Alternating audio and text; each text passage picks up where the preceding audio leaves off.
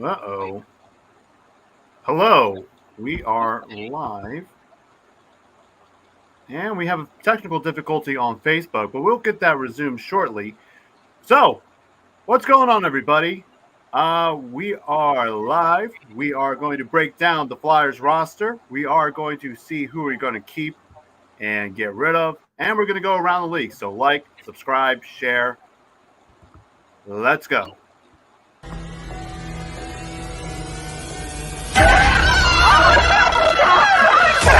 Let's go!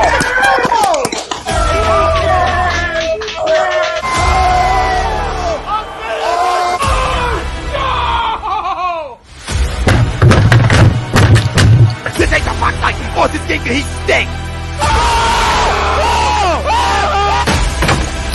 Oh shit! It's gone!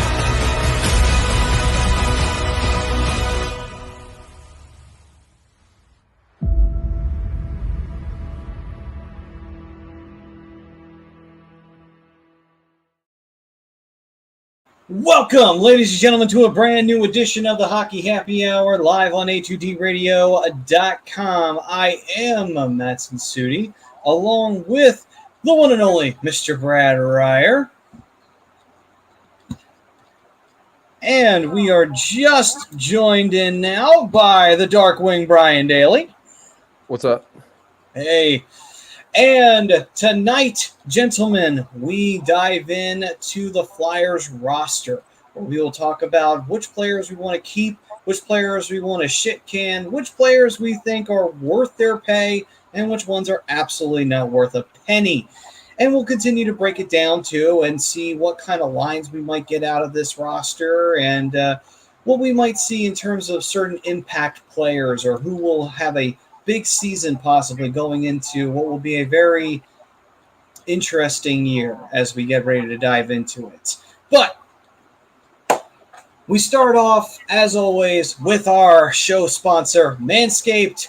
You get 20% off plus free shipping with the A2D code at manscaped.com. That's 20% off plus free shipping with the code A2D at manscaped.com. It's time to throw out your old hygiene habits and upgrade your life.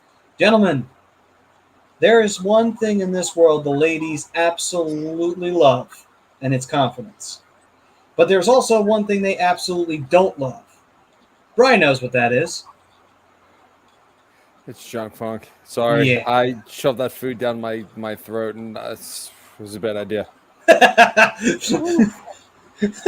Was it spicy?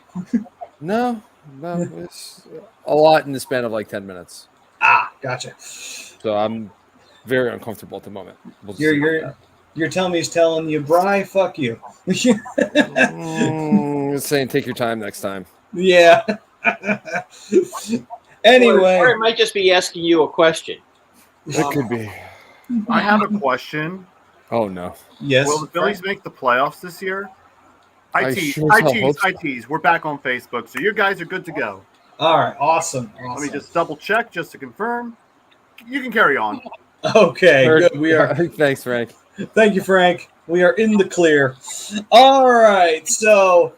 I was just about to ask that. Yeah, it was at the very beginning. So don't worry. Put Frank Vespi on the case. He got it taken care of. All right. So. Frank's the best. Yeah.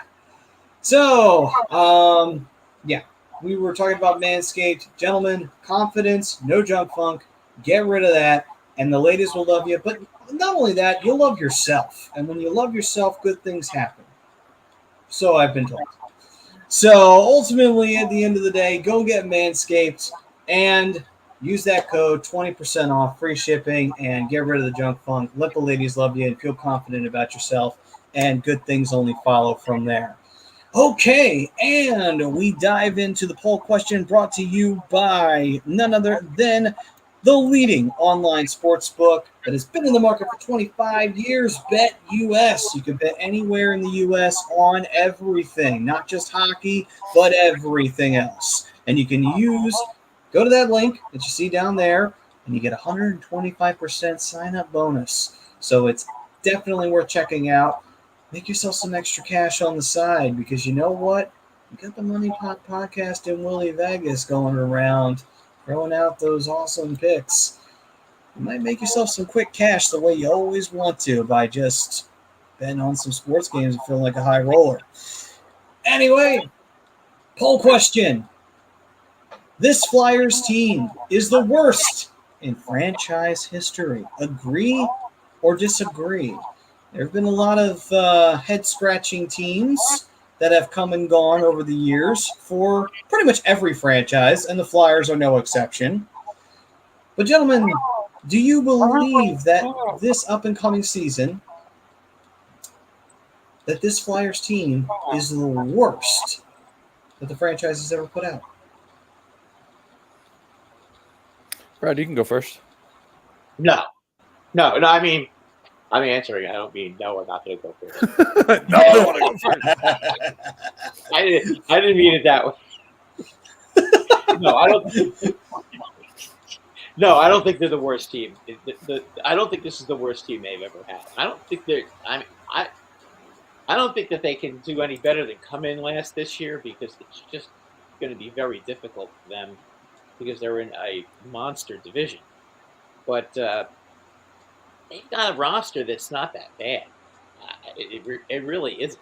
I mean, if they were in another division, if they were in the Atlantic, if they were in the Pacific, or if they were in the division with Colorado, they'd be in trouble too. But the other two divisions, they'd be probably battling for a playoff spot. I mean, you know, I look at this roster and I see some players on it. Sam Atkinson is a good player. Van Riemsdyk did score a lot. He scored, 24 goals last year? Yeah, in that ballpark. Yeah. That's not bad. I mean, Farabee can score. Hayes can score if he stays healthy.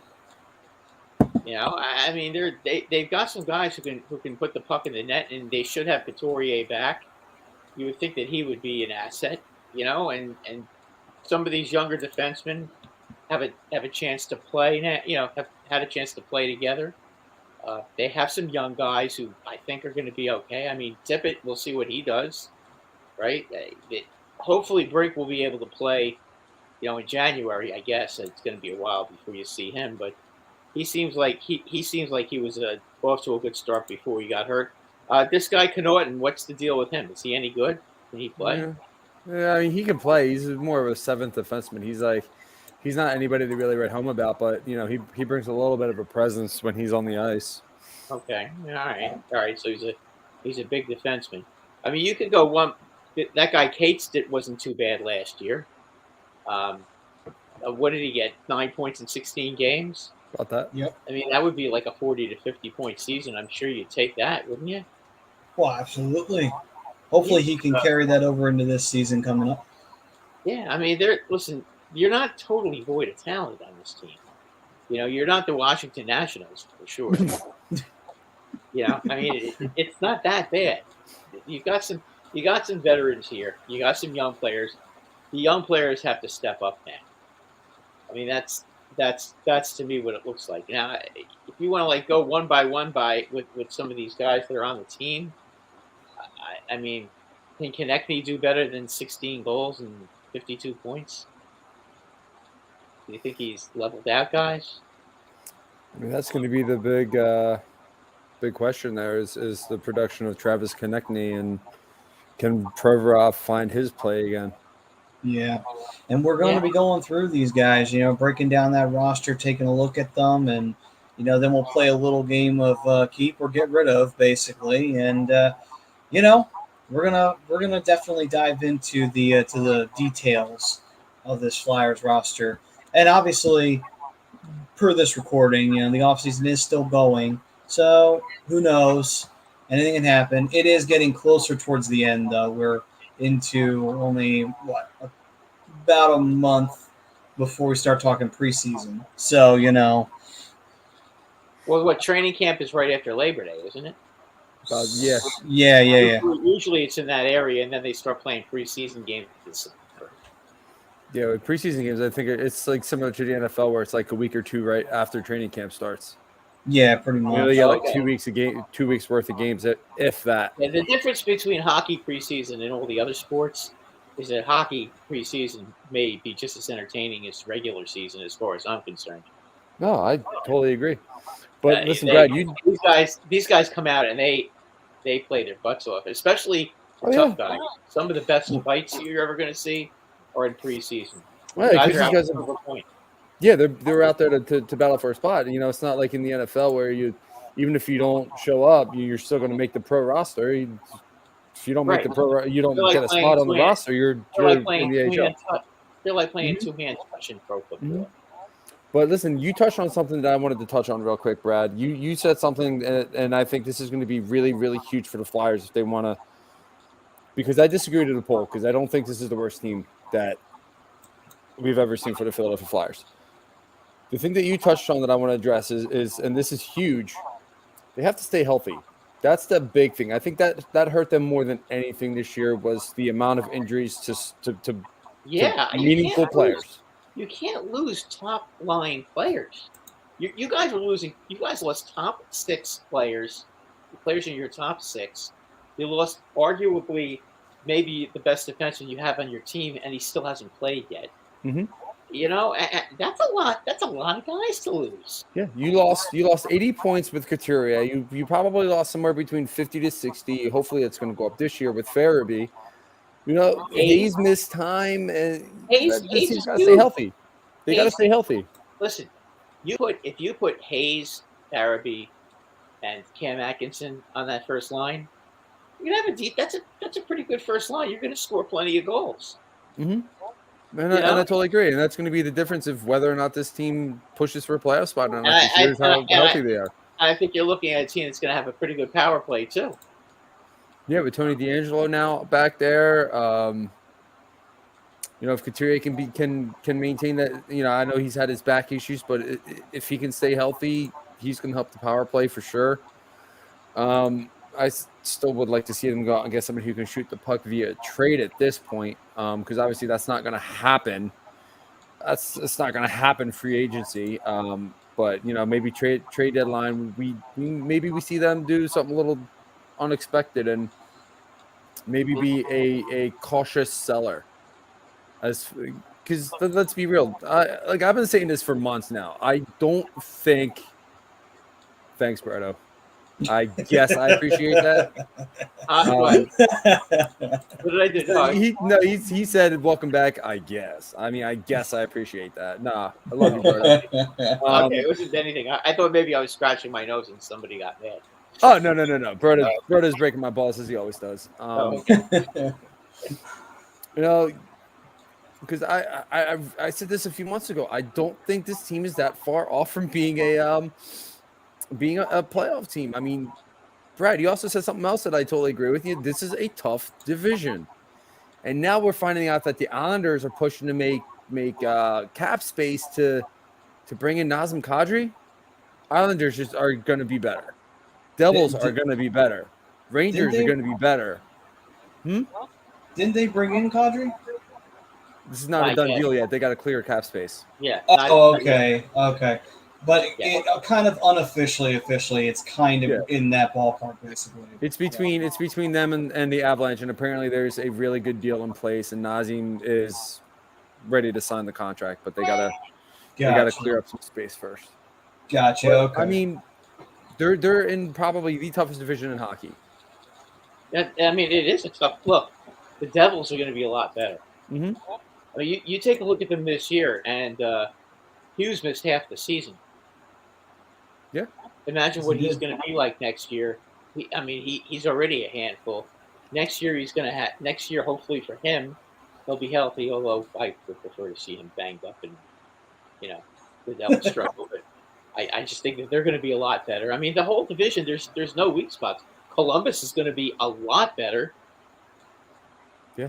Thanks to JD and getting in and bringing in what's his name, Johnny Hockey, and also the fact that you bring in Johnny Hockey, and now all of a sudden Patrick Laine wants to stay. He doesn't want to leave.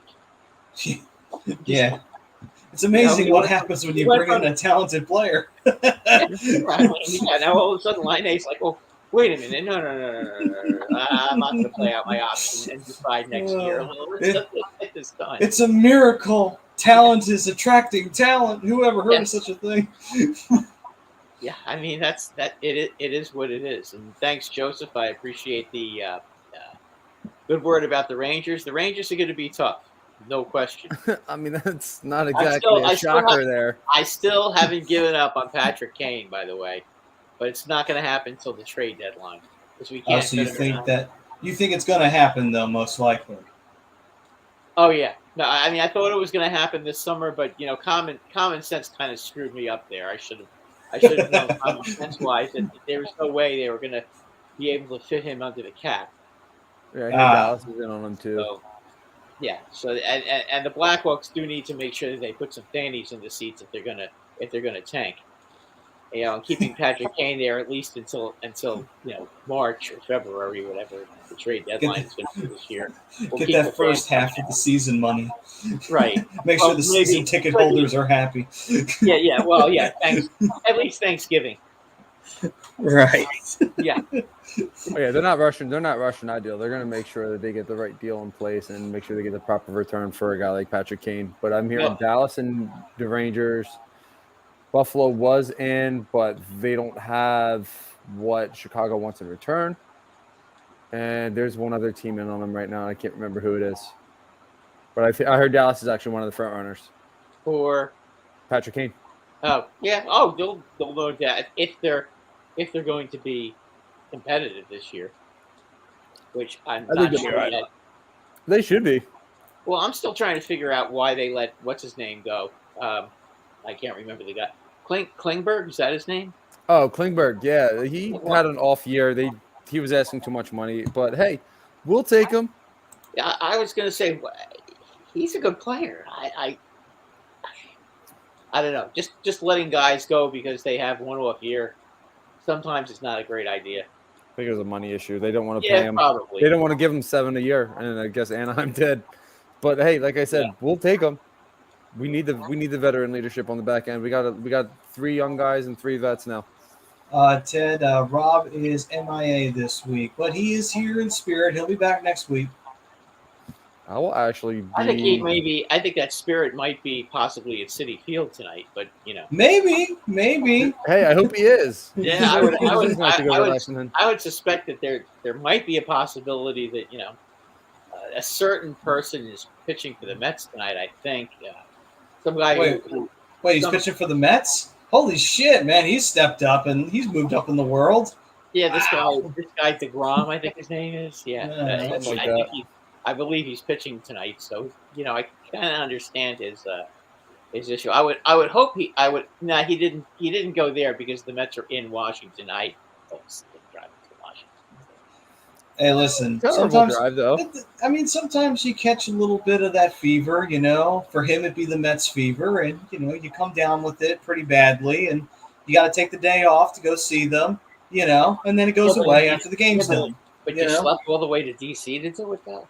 Listen, I mean, some people. Well, then again, the price of the tickets. The tickets now, I think, probably took a little bit of a. Probably down in I'll admit, Washington. I went to Dallas and we drove 4 hours to Houston for a baseball game. So.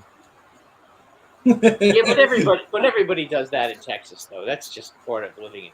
That's horrible drive, by the way. If you ever decide to want to take that drive, Dallas to Houston, horrible. Awful. Nothing. There was nothing between Dallas and Houston. Nothing. When I was 18, I drove with my dad to San Antonio from East Brunswick, and that was a long drive. Yeah. And you know what the worst part was? I had to hear that hillbilly music in Tennessee. Oh my God. That was just that because there's nothing else on the radio except that hillbilly music. And I don't know if it's changed in the last 40 years, but I bet it hasn't. Well, you're not a fan of rockabilly that real bluegrass country? Yeah, it's no. But I don't want to make any comments about what I truly feel. So I because I don't want to. Okay. We don't want to disturb any farm animals, so we'll just leave it at that. Okay. Hi, Eileen. How are you doing? Sorry, Eileen. It's been an awfully weird day for me today, and it seems to want to continue on to the show. Well, that's good news. But yeah, it's a brutal drive from Dallas to Houston. Like, unless you're in one of the major cities in Texas, there is nothing out there. Well, Joe said he recently made the drive from Wichita, Kansas to San Antonio, Texas, bumper to bumper in Waco, Fort Worth, Austin, and Dallas. Nothing to see the rest of the way. Worst 12 hours of my life. Facts, Joe. Facts, my You know what dude. is cool though? There's some building in Dallas that's like has neon green on it at night. Yeah, it's one of the it's one of the skyscrapers in downtown. I know which one you're talking about. It's yeah, that's the only thing I remember about that drive that actually like opened my eyes that I wanted to see.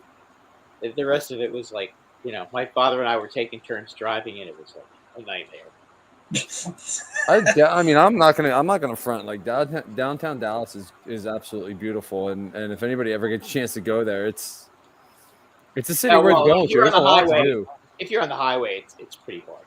Oh yeah, but you know, once you hit you know, that stadium area where that huge trash toilet bowl stadium is.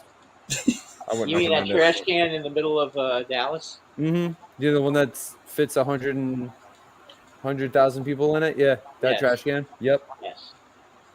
Yes. Very Let's we can agree on that. Yeah. We can, of course, we can agree on that. What? Dill wants to know why Sonny Milano is still available. I don't know. He's coming off a he's I don't know. He came off a good year. I don't know if it's a money thing or if he's just not deciding where he's going or if he's not getting the offer that he wants. I don't know why Sonny's still available. And Dylan's also saying, I'm going to Salem from Philly at the end of the month, leaving at 5 a.m. to avoid New York City traffic. Salem's a great city. Salem, like as in Massachusetts, Salem.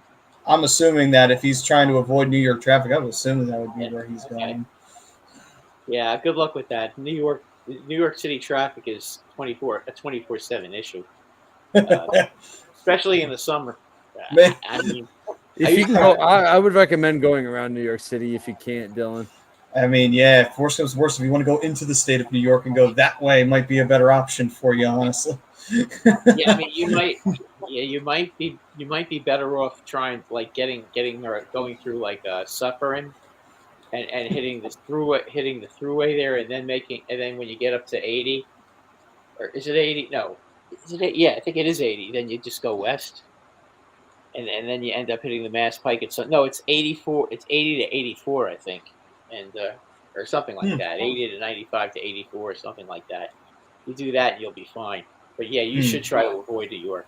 In the summer, New York is terrible. I used to have Friday night tickets for Yankee games. And I mean, I had to leave at like 12 o'clock to make sure I found a parking spot to get to the game on time. For what, a 7 o'clock or an 8 o'clock start? 7 o'clock start, yeah. Oh my God! In order to not have to pay $40 to park, no, $45 to park, and to find a suitable place to eat, yeah, you had to leave by then. Apparently, this guy cares enough about hockey to leave us a comment whether or not he gives a crap about it. Yeah, I don't know. I mean, John, we appreciate it, John. Yeah, I mean, we care about hockey enough to talk about during the off season. You know, yeah. He cares enough to leave a comment. So yes, he does. He does, and good for him. But John, listen, man, we appreciate you caring. We really do. To you, my friend. Yes. And Don, what is up, man? D Money, what's up, brother? Your best friend in the whole world, Brian, is back. Hold up. He's a good man. I didn't get a chance to talk to him last week. D Money. Don, are you upset about Matthew Boyd and Michael Fulmer being traded? I guess that's. Ooh. I guess that. I mean, I know we're having a hockey program, but wait, time out. Where did Boyd go? Padres? Of course he did. I think. If that's where he went, of course he did. Both Boyd and Fulmer got traded. So I think Fulmer got traded to the Twins, I think. Yeah, Fulmer went to the Twins. I remember seeing that. Yeah, and I think Bailey went to the Padres. I mean, it wouldn't surprise me. Padres went and got everybody.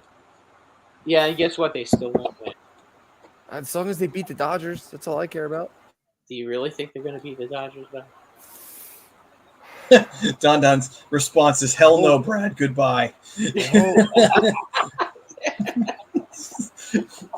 Don. For real though, brother. Troy, what's up, buddy? What's up, Troy? Hell of a free agency for Detroit. That's all I'm going to say. Hell of a free agency for Detroit. If they're not pushing for a playoff spot this year, I don't know what to tell you, bro. Detroit went out and they got much better than they were last year. I love the signings they made. They should be pushing. They should be pushing for a playoff spot. I definitely think they can push Boston for that. Boston's taking a step back big time. Yeah, Boston is going to be in trouble this year. Bergeron's still not signed. Yeah, that's right. He still hasn't. He's still a free agent. Yeah. Yeah, but he's not gonna play for any other team in the NHL. Either he's gonna play in Czechoslovakia or he's gonna come back here. I mean, not here to Boston. Excuse me. He's gonna be one or the other. He's not playing anywhere else. Here's my question: do you think David Krejci coming back to Boston is gonna push Patrice to go back, or is Patrice still gonna go over here? I think they're separate. Krejci is done. Krejci had 5 goals his last season there. I mean, he was never really a goal scorer. Yeah, but 5 goals. That's just not good enough. Well, I guess you're a third, fourth line player. I guess my name is Troy now. It. Yeah, especially from a guy who's 37 years old. Yeah, I don't know. You know, I just think that I don't like that. Yeah, the Sens too, Don. Don is right. The Sens, you should be a little worried about them too because they've made some.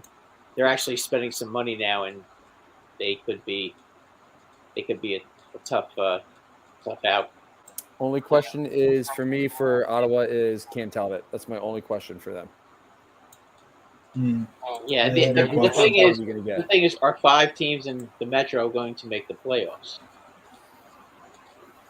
I mean, if you're thinking about if that happens, that could be a problem for Detroit, and that could happen. I think the Islanders, everything that possibly could have gone wrong for them did go wrong. I mean, if you look at it this way, all right, so you got Detroit or Tampa Bay and Florida for sure. Yeah. Toronto is a question mark now that they have their own goaltending issues. They didn't really go out and get better. In my opinion, Toronto kind of took a step back. They may push for a wild card spot. I don't see them getting a division spot. I can see Detroit pushing for a wild card. Ottawa's going to push for a wild card. Well, no, that's I'm looking at that too. But you know, the Islanders are going to push for a wild card spot too. I mean, and Columbus is definitely going to push for that too. I mean, which Sorokin you're going to get? Again, that's a good point. They don't have Varlamov to save him either anymore. So I mean, if he is unsuccessful, that could really be a problem. Yeah. All right. So, as for my answer to the poll, I do disagree with the poll, though. This is not the worst Flyers team.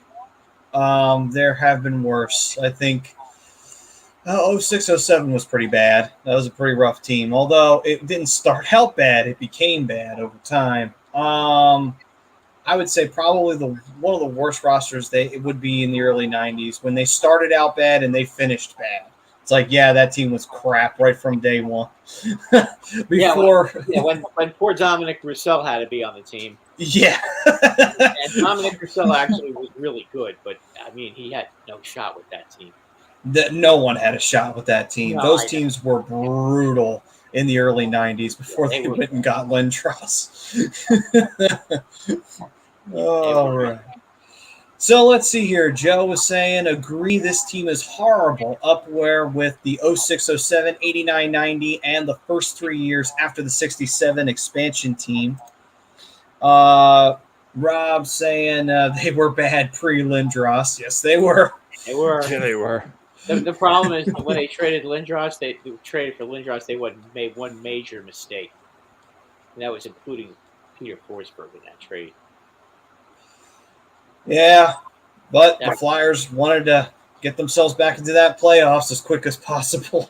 Well, and this, no, I mean, listen, if Lindros didn't get all those concussions and all that sort of thing, I mean, Lindros was a great player. I'm not taking he anything was. away, but Peter Forsberg was just, I mean, that guy was Superman.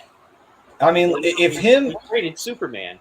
If the Flyers had been savvy enough to keep both Forsberg and Lindros, and say you still wind up grabbing John LeClair and he still turns into a great player, you don't necessarily, maybe you have Renberg, maybe you don't. The thing is, it's like, still a pretty damn good team right there. And then you have Rod Brundamore on top of it. Like, holy shit. That would have been a terrifying team right there. The Flyers were very good. They really were. I mean, it's just, unfortunately for Lindros, he skated with his head down way too much.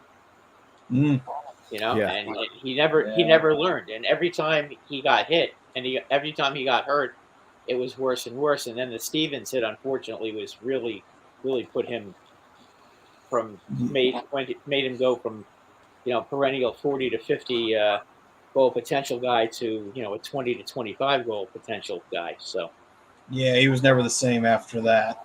No. Just ask all the teams that took a chance on him after the Flyers traded him. Yeah, a lot of it wasn't just the Rangers that made that mistake. No, the Maple Leafs had him for a period of time. I think the Stars did too, and it never worked out. No.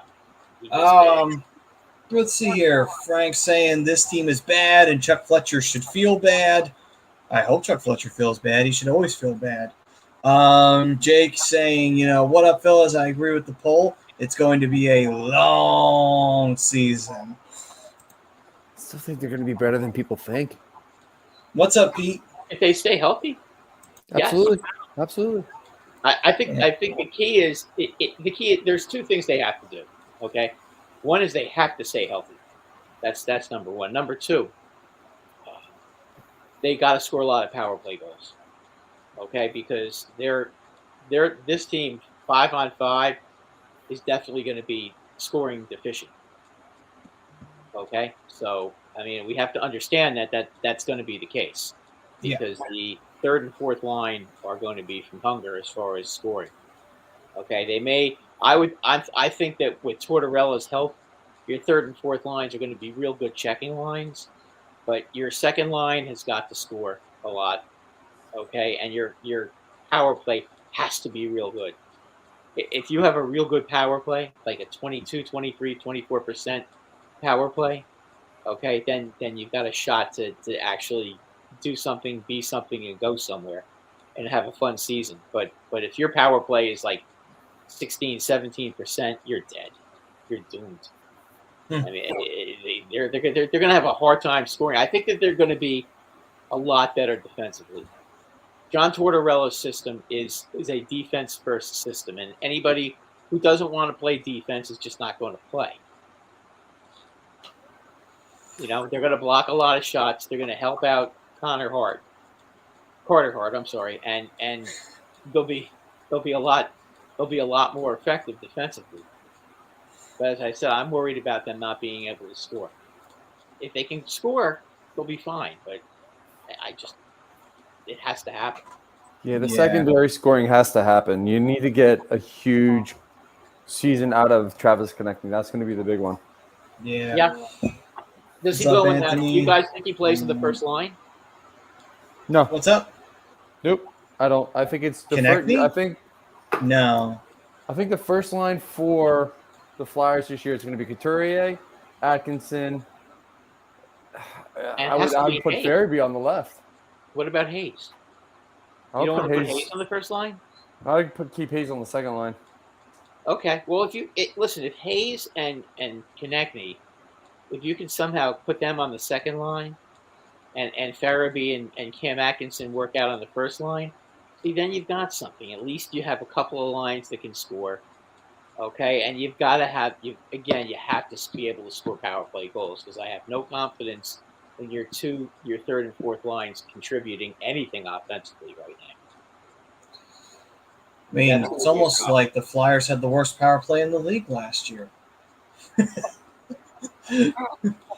Yeah, that's not Tortorella's specialty, to be honest with you. But Oh, wow. Wonderful news.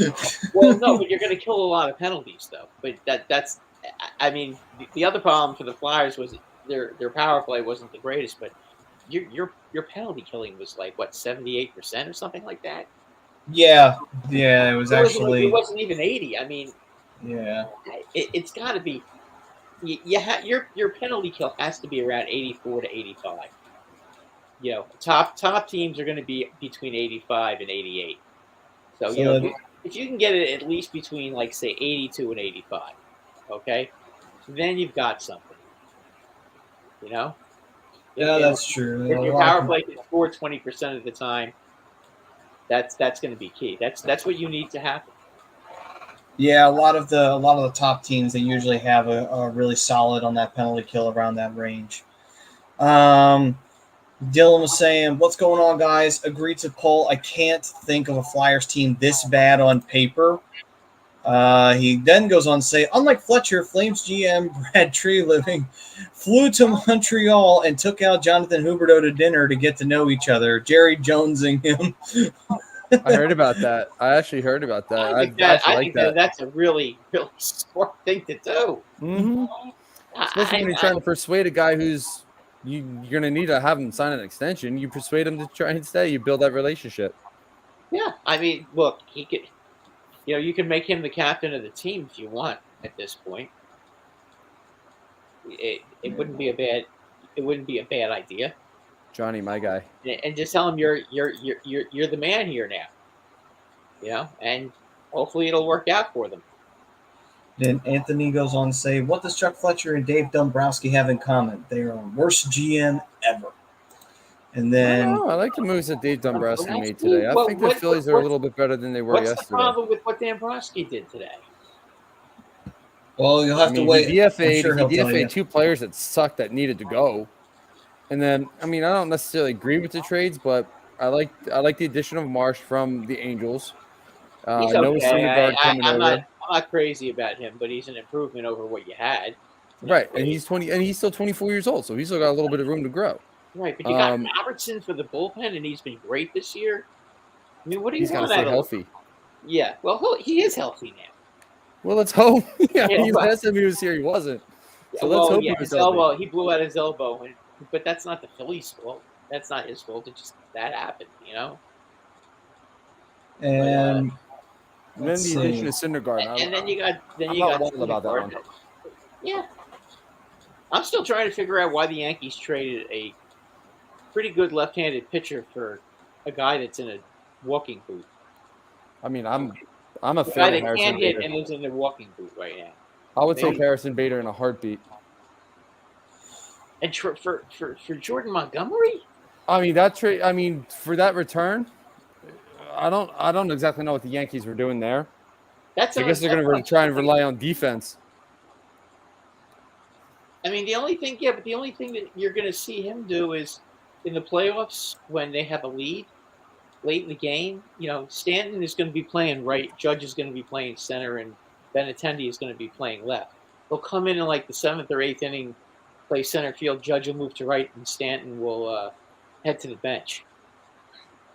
Yeah. Really, what do they? Huh? Who DHs for the Yankees? Anybody. No, I'm serious. Sometimes it's Stanton, sometimes it's Donaldson, sometimes it's LeMahieu. They kind of take turns DHing because they like everybody to be in the lineup and everybody to get a rest. They use the DH. When he gets healthy, they'll figure it out. I love Harrison Bader though. They use the DH as a rest post. I love it. I love rest it. area, for guys. That's kind of what they do.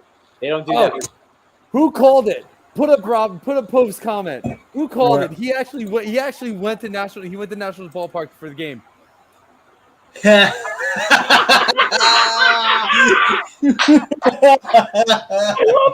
love it. He did get Mets fever. I hate to say that I was just kidding about that, but it would make sense. Well, I don't blame him.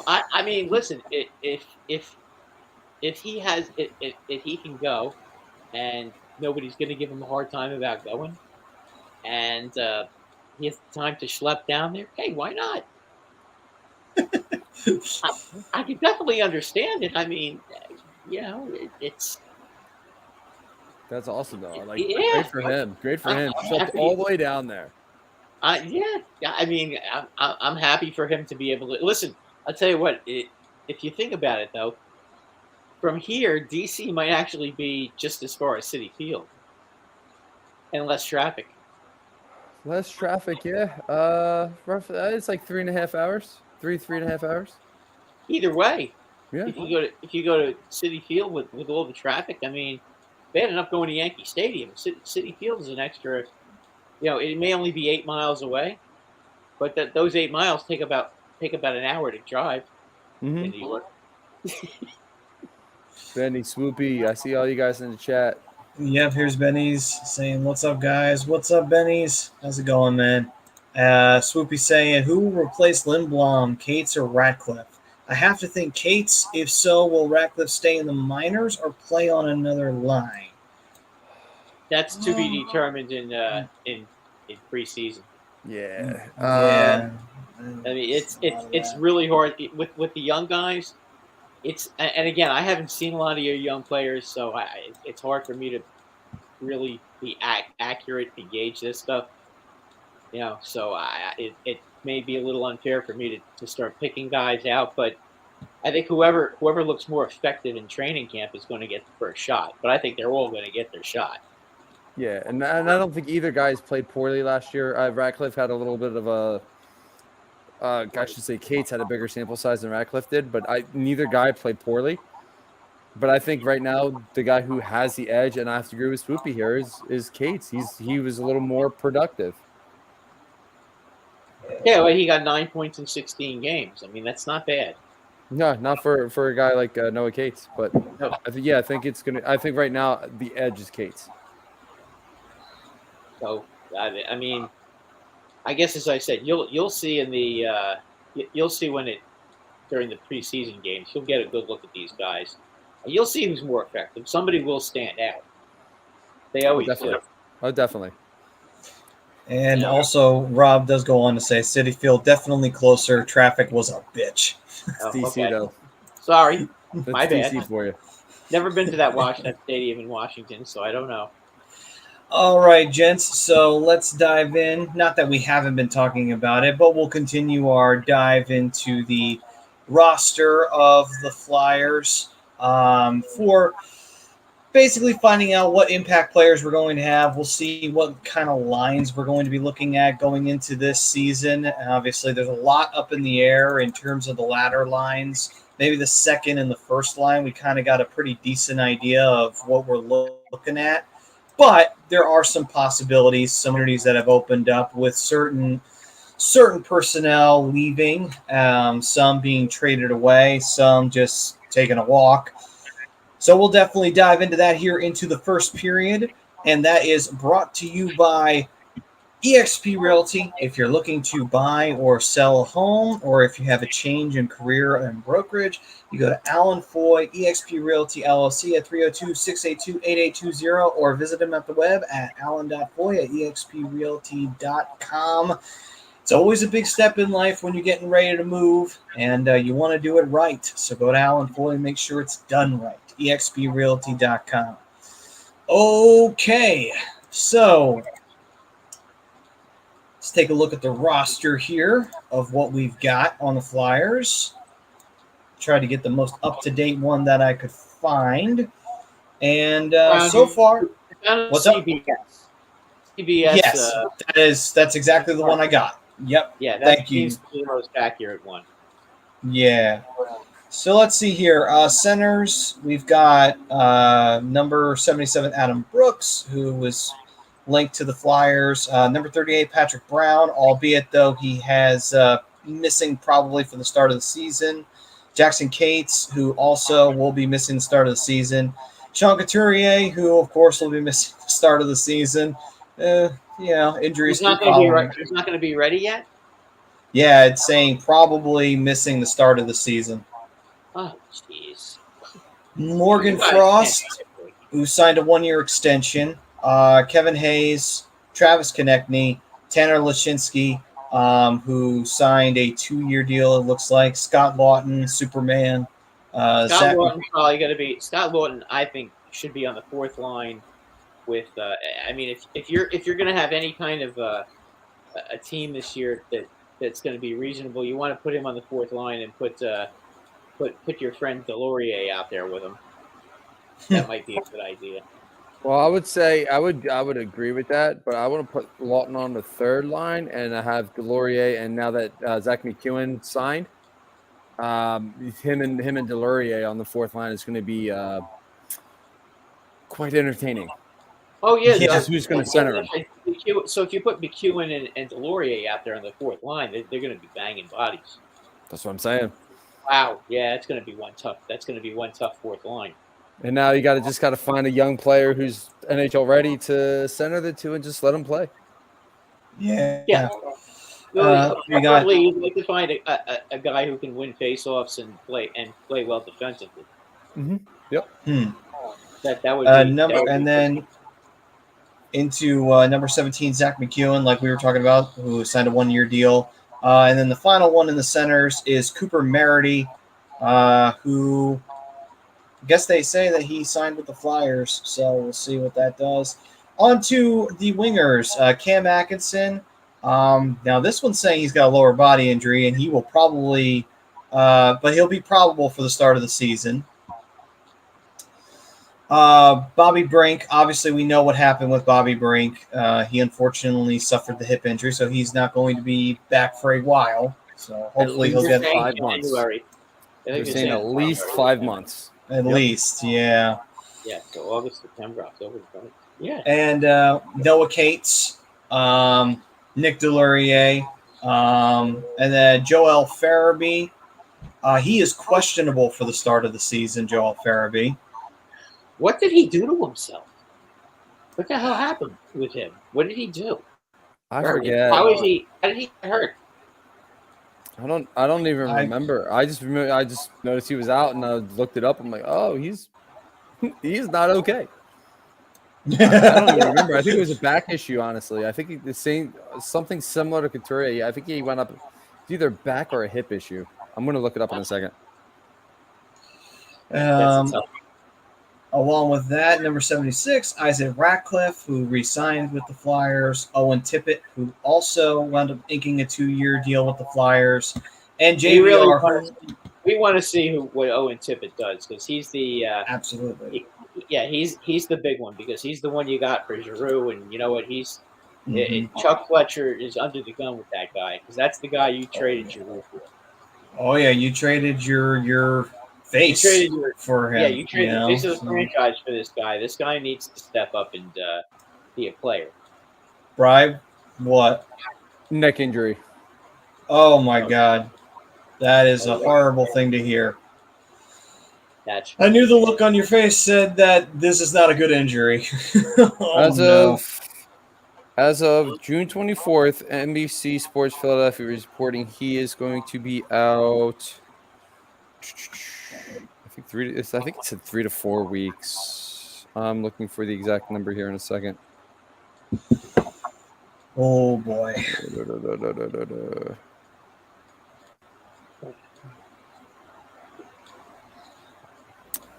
Yeah, I think it's like 3 to 4 weeks from this point. So, oops, 3 to 4 months. Oh, learn to read. God. Oh boy! Okay. I just got a news flash from ESPN that's not going to make Philly fans happy. Jacob deGrom. I know this is baseball, but I just have to mention this, guys. Tops out at 101.6 miles an hour. Strikes out 6 and 5 innings in his first game since July of last year. So deGrom is perfectly fine. Good to know. I'm sorry. After like a year and a half. For you Philly fans out there who are all excited about your trades and everything, 2 of your 4 pitchers that you face against that team are going to be deGrom and Scherzer, Rob Scherzer. Yeah. good luck. Carrasco, Bassett. Listen, we know we're not winning the division. We're battling for a wild card. We know Yeah, that. oh, I know. We've But accepted that. But at some point, if you're in the playoffs with Syndergaard now as your third pitcher, you have a real pitcher now as your number 3. Not that piece of garbage from Texas or some of these other guys you have out there, or Suarez. You have a real third pitcher now, guys. A real, number 3 for the playoffs. Guy who can get people out. Just saying. If Syndergaard can find any of that bit that he was with the Mets, I will be happy with this trade. He gets a lot of ground ball outs now. He doesn't strike out as many guys as he used to. I think he's like 93, 94, not 100 anymore. Oh no, he's had too many lat injuries that he can't throw like that anymore. He's just got to learn to pitch now. Well, he has been. I mean, he's just, he's on my fantasy team, so he's been okay, but they barely pitch him. He's only thrown 85 innings this year.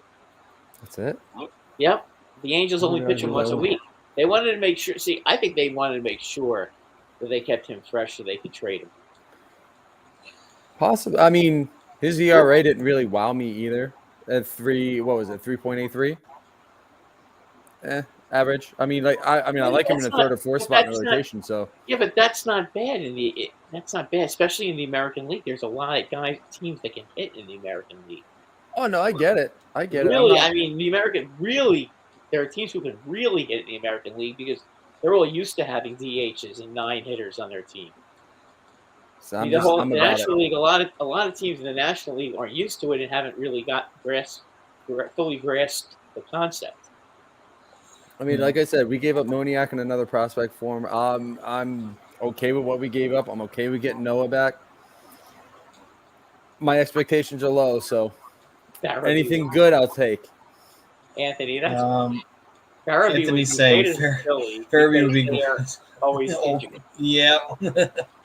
Then he also goes on to say Syndergaard is a Philly, and that's weird for a Mets fan. And it's weird for a Phillies fan. I mean, you guys got.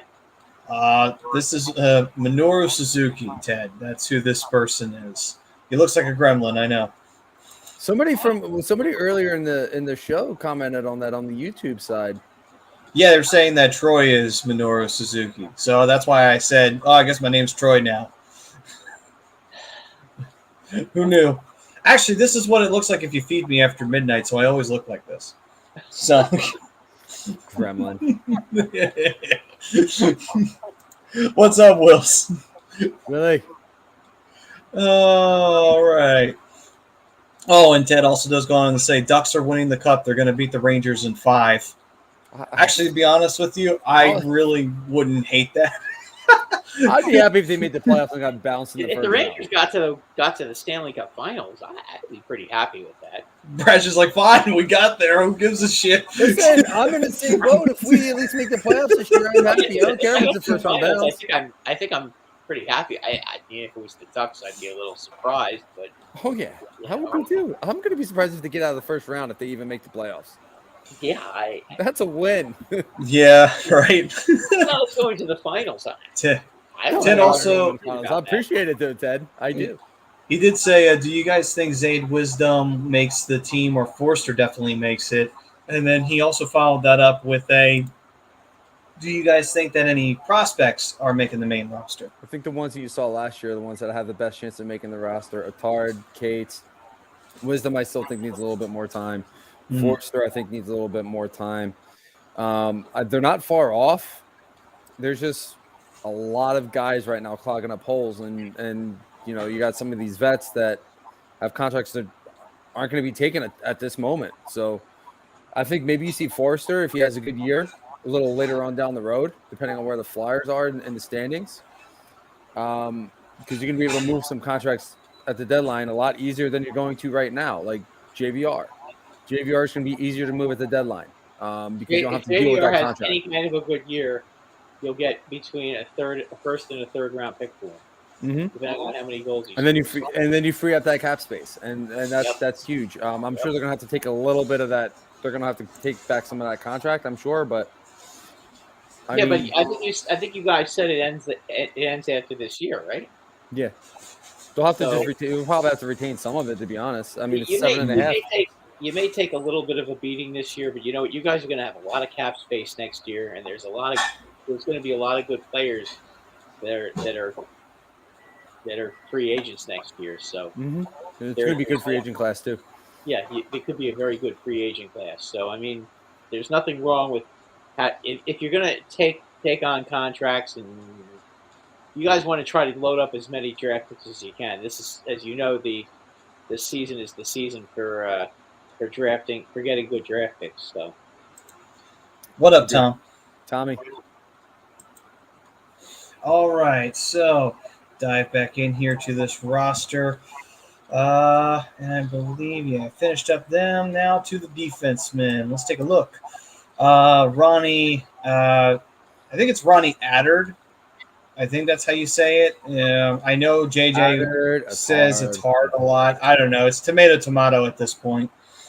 Leo Belpedio, who wound up joining the Flyers organization this past offseason. Justin Braun brought back to the Flyers this offseason. Kevin Connaughton, who rejoined. And Tony DeAngelo picked up as well in the free agent. Ivan Provorov. What's up? Trade, that's right. Tony DeAngelo was a trade. Rasmus Ristolainen, who did have an upper body issue, but he is probable for the start of the season. Travis Sanheim, Nick Seeler, and Cam York. And that pretty much rounds out your defensive structure. And then finally, goalies. So they got Carter Hart obviously up here. And then instead of having Felix Sandstrom, they have Troy Groznik as the backup. I'm not worried about any of that stuff like that. yeah, I'm just looking at We know Sandstrom's going to be. We know Sandstrom's going to be the backup. I'm We looking know. at your We're going to get somebody. defense. The most likely guys that are going to be playing 5 and 6 are D'Angelo, and I mean I don't know where you're going to put D'Angelo defensively. He's really not good. That is a glaring deficiency in his game.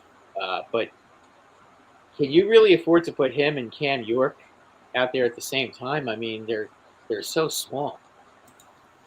I mean they're going to get killed by teams who have size and strength. I mean they're just 5'11", 175. D'Angelo, 5'11", 180. Sanheim is 6'3", but he's only 180 pounds. These are light guys. That could be a problem. I think they need to get a little bigger on defense. And that's why I think that's the reason why they brought back Connaughton, is because Connaughton is a bigger guy, and I think he's going to rotate on that third pairing with whoever's on that pairing with him. I think Ristolainen is big. He sometimes makes bonehead plays, but I mean he's a big guy, and hopefully he just plays smart this year and doesn't make foolish turnovers. And I think you're going to see him on the second pairing with Sanheim. So I think that's going to be your second pairing. Your first pairing, I mean, you're going to call me crazy for saying this, but I think it's going to be Provy and D'Angelo. I think that's the only way it's going to work. You put D'Angelo on the first pairing with Provorov. How it's going to work, I'm not sure yet. But then you have Risto and Sanheim on 2, York and Connaughton, and you rotate somebody else in there on the third one. Probably it's hard. Yeah, What about Braun? What about who? What's up? Braun. Ooh, I forgot about Braun. I mean, Braun, wouldn't it make more sense to put Braun as your first pairing and let D'Angelo be on the second pairing? At least if he's on the second pairing, he's not going to be going out there against the other team's top line. I mean, I'm just telling you guys. He was with the Rangers. I've seen Tony DeAngelo play a lot. He is not good in his own end. He's a terrific playmaker. Okay, once the puck goes in the other team's end, or if he gets the puck, he's a terrific passer. But I mean, he can't cover people. He's small and he gets out muscled a lot, and he's not good in the corners either. And getting people out from the front of the net, he's not good at that either. That's the problem. And that I think that was a lot of the problem with the Rangers, and I think that was a lot of the problem with the Canes. when it comes to that, there is a glaring problem with him. But he's a terrific power play player, and he's a good penalty killer because because he can skate so well. He can get the puck and move the puck and get it out of the zone. Well, the problem is here, like with Tony, I don't think Tony's the same player he was with the Rangers. I really don't. I got to see him play a little bit more with Carolina this year, and I think he's a better defenseman than he was. Is he still a top pairing guy? No, but I don't think there's anybody else on this defensive core right now that I would put on a top pairing. I mean, for me right now, Tony's it. Risto's is a top 4 defenseman at best. I can't put him on a top pairing.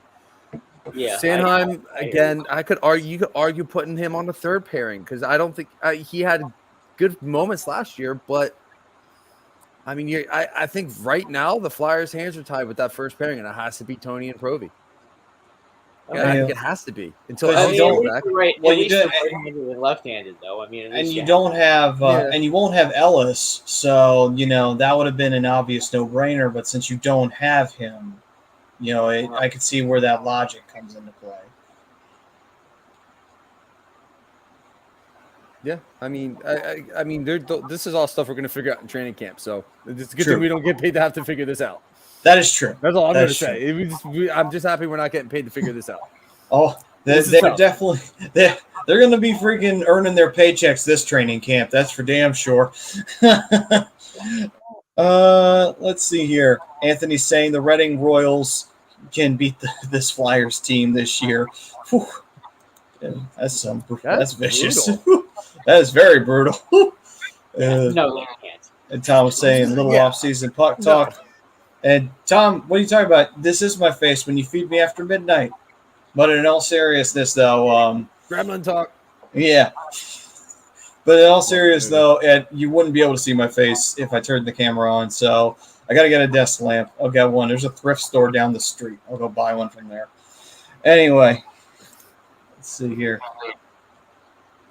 And then he also says Dales loves to set up. Come to Myrtle and visit me. He's only a couple hours away from me. I just might do it. I'm off tomorrow. I got shit to do, though, because I'm going on vacay this weekend. Yeah. All right. So, go through the roster here.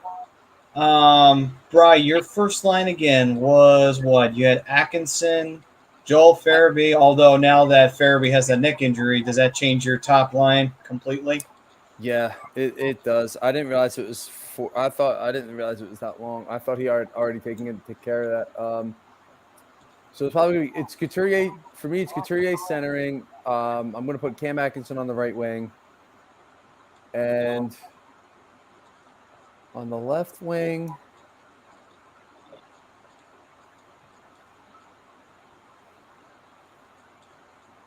I'm going to go Scotty Lawton. Because right now I don't know who else I would put there. Who knows? I don't want to take Hayes off center to put him up on the first line as much as I want him up there. He's too important of a piece to take off the center. And I obviously you're not putting Delorier and McEwen up there. No. TK, he's still got a lot to prove to me as far as putting him back and anything above the second line.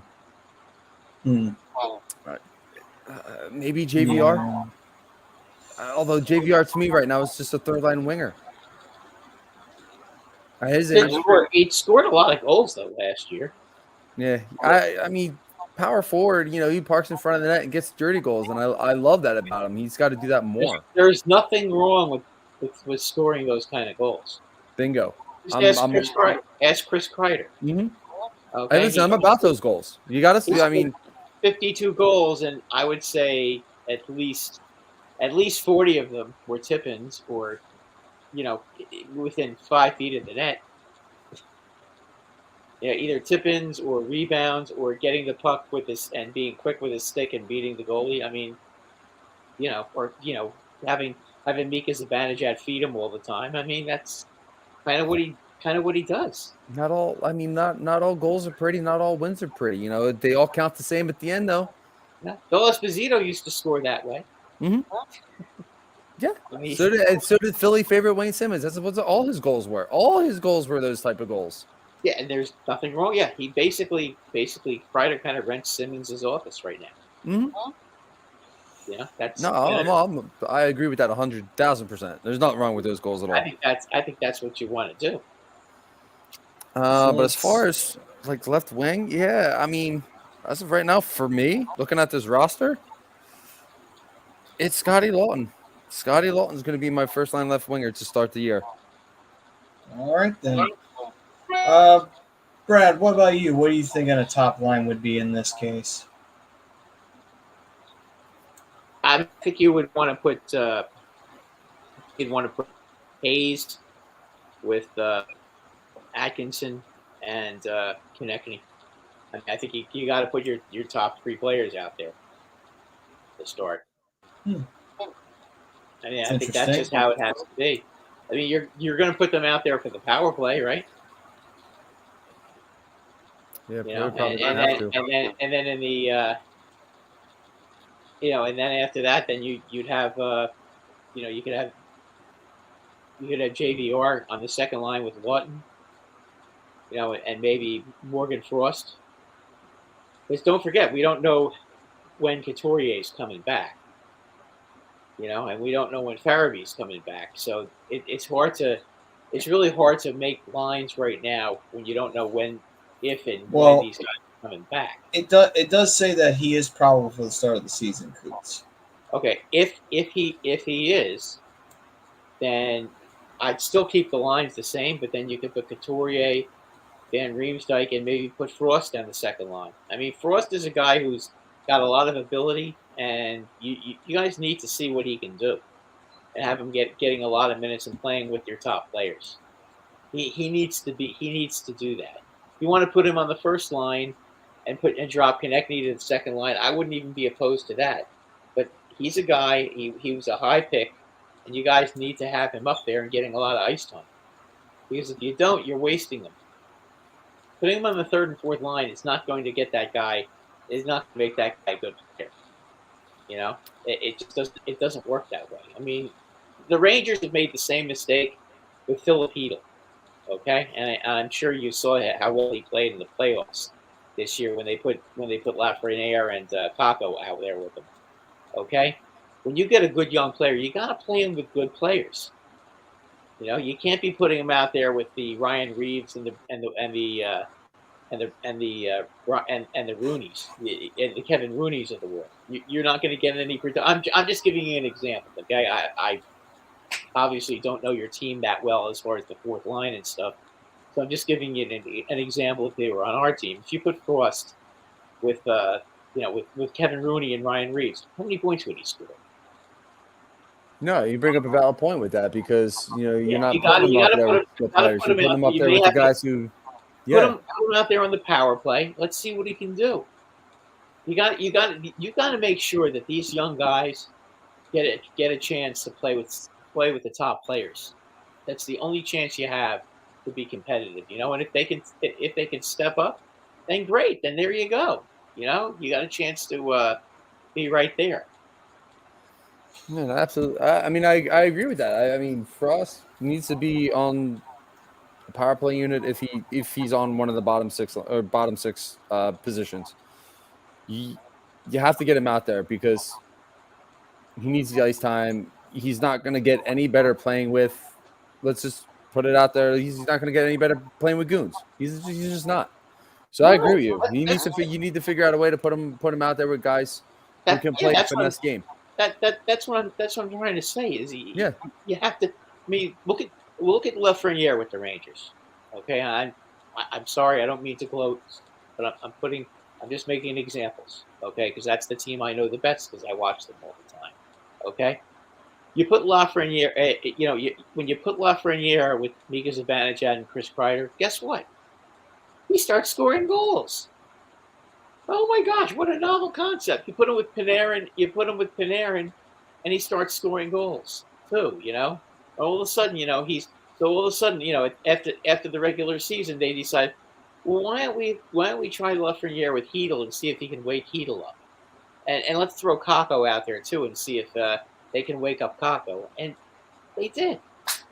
And that's just kind of what ends up happening. With young players that have a lot of abilities. You gotta let them play with the top players.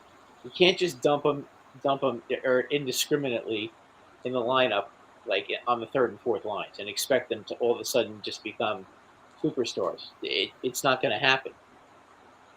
It doesn't work that way. Get them on the top line. Get them on the top line, and it'll work. Do you know why Reggie Leach became so great when he became a Flyer? Because if you take a look at his numbers on the Seals, okay.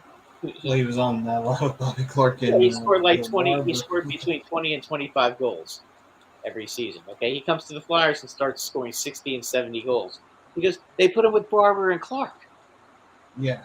Okay, he wasn't playing with Hilliard Graves and Joey Johnston. Okay, he wasn't. He was or Walt McKechnie. He wasn't playing with those guys. All of a sudden, now he's playing with Clark and Barber, and bang, he's scoring 70 goals. Well, that's what you have to do with young players. That, and also the fact that Bobby and him were actually junior mates back before they got drafted too. That helped a lot.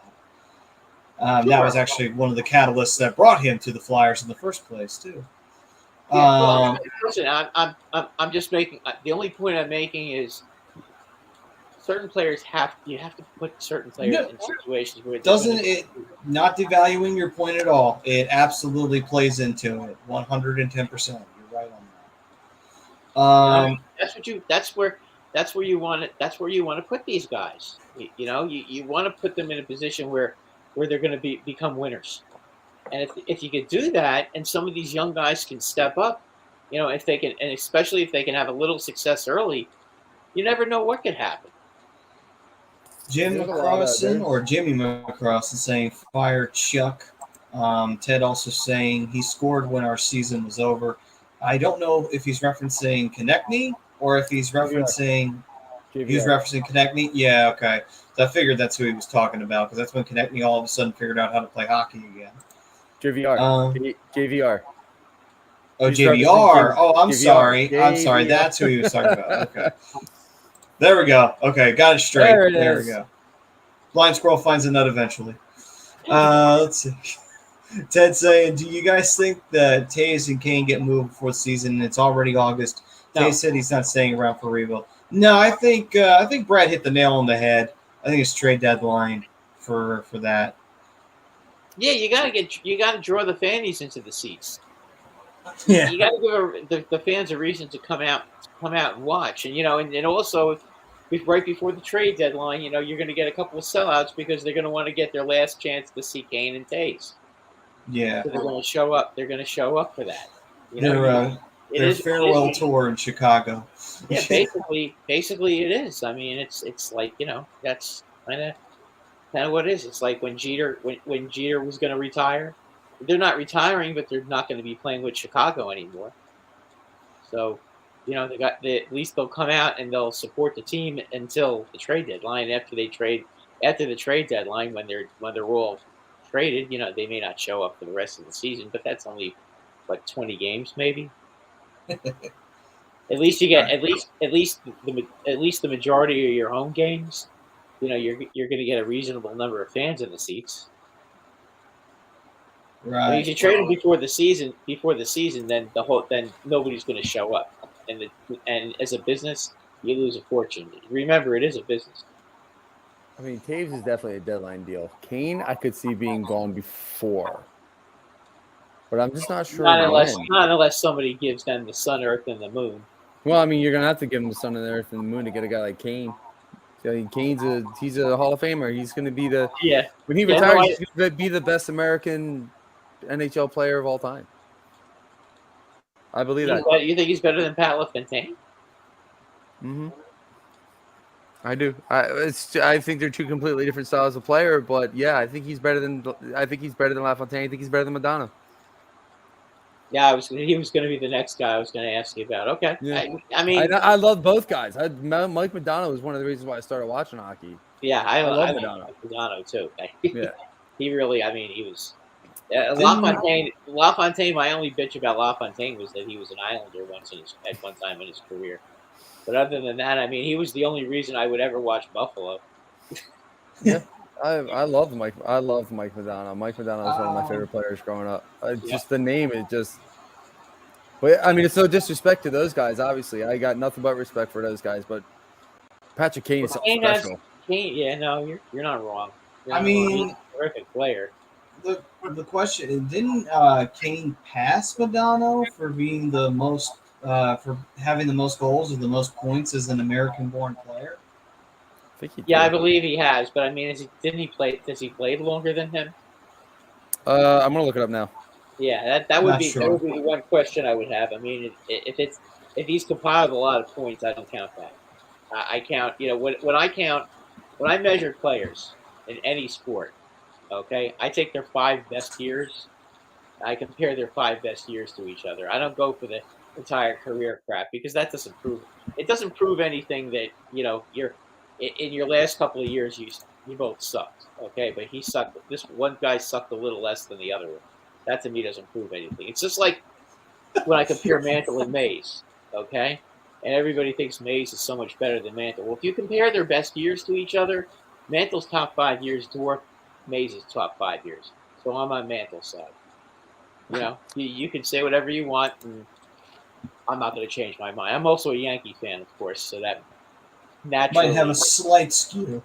Of course, I'm not gonna lie to you and say it has nothing to do with it because then I'd be a phony, and I don't want you to think that I'm being. Oh, don't worry, Brad. We know you're legit. We got nothing to worry about on the credential side. Yeah, he hasn't passed him on either or, but I mean, Kane still has quite some time. Really, he's not far off. Really, Interesting. He's played a lot more. So Madonna's just a game shy at 1,500. Okay. And then Kane's at 1,107 going into this year. And he's already ahead of him?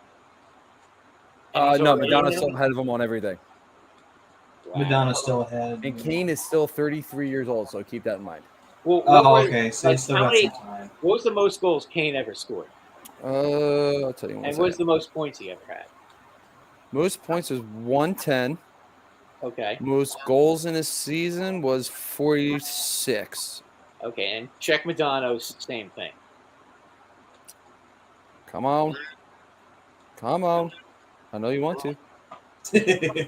Oh boy. No Texans ones in here. No, just kind of gone blank on me. There it goes. All right, so Madonna. Most points he's ever had in the season. I'm seeing 93. Oh, then you got to give it to Kane then.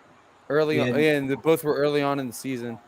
Okay. But Madonna, she's looking like, especially after the 96 season, missed a lot of hockey. And you do give it to Kane then. Makes sense.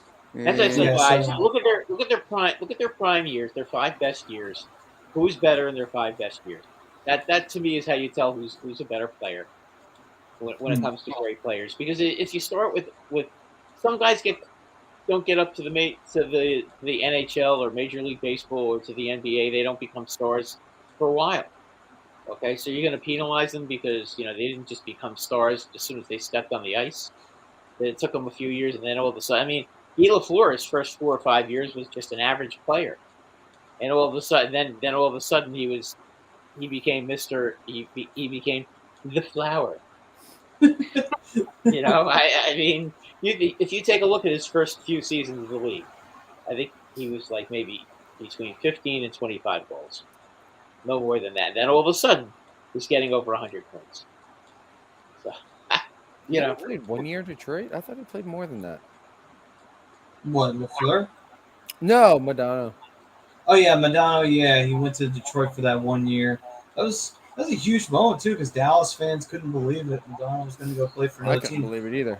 So Madonna had a lot of years where he was a very solid 30-goal scorer. But, I mean, he missed a lot of hockey.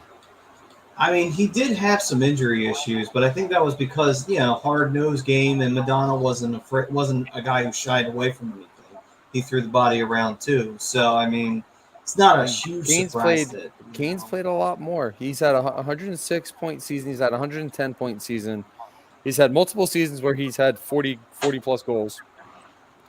But I mean, again, he's floating around that 25 to 30 goal mark consistently.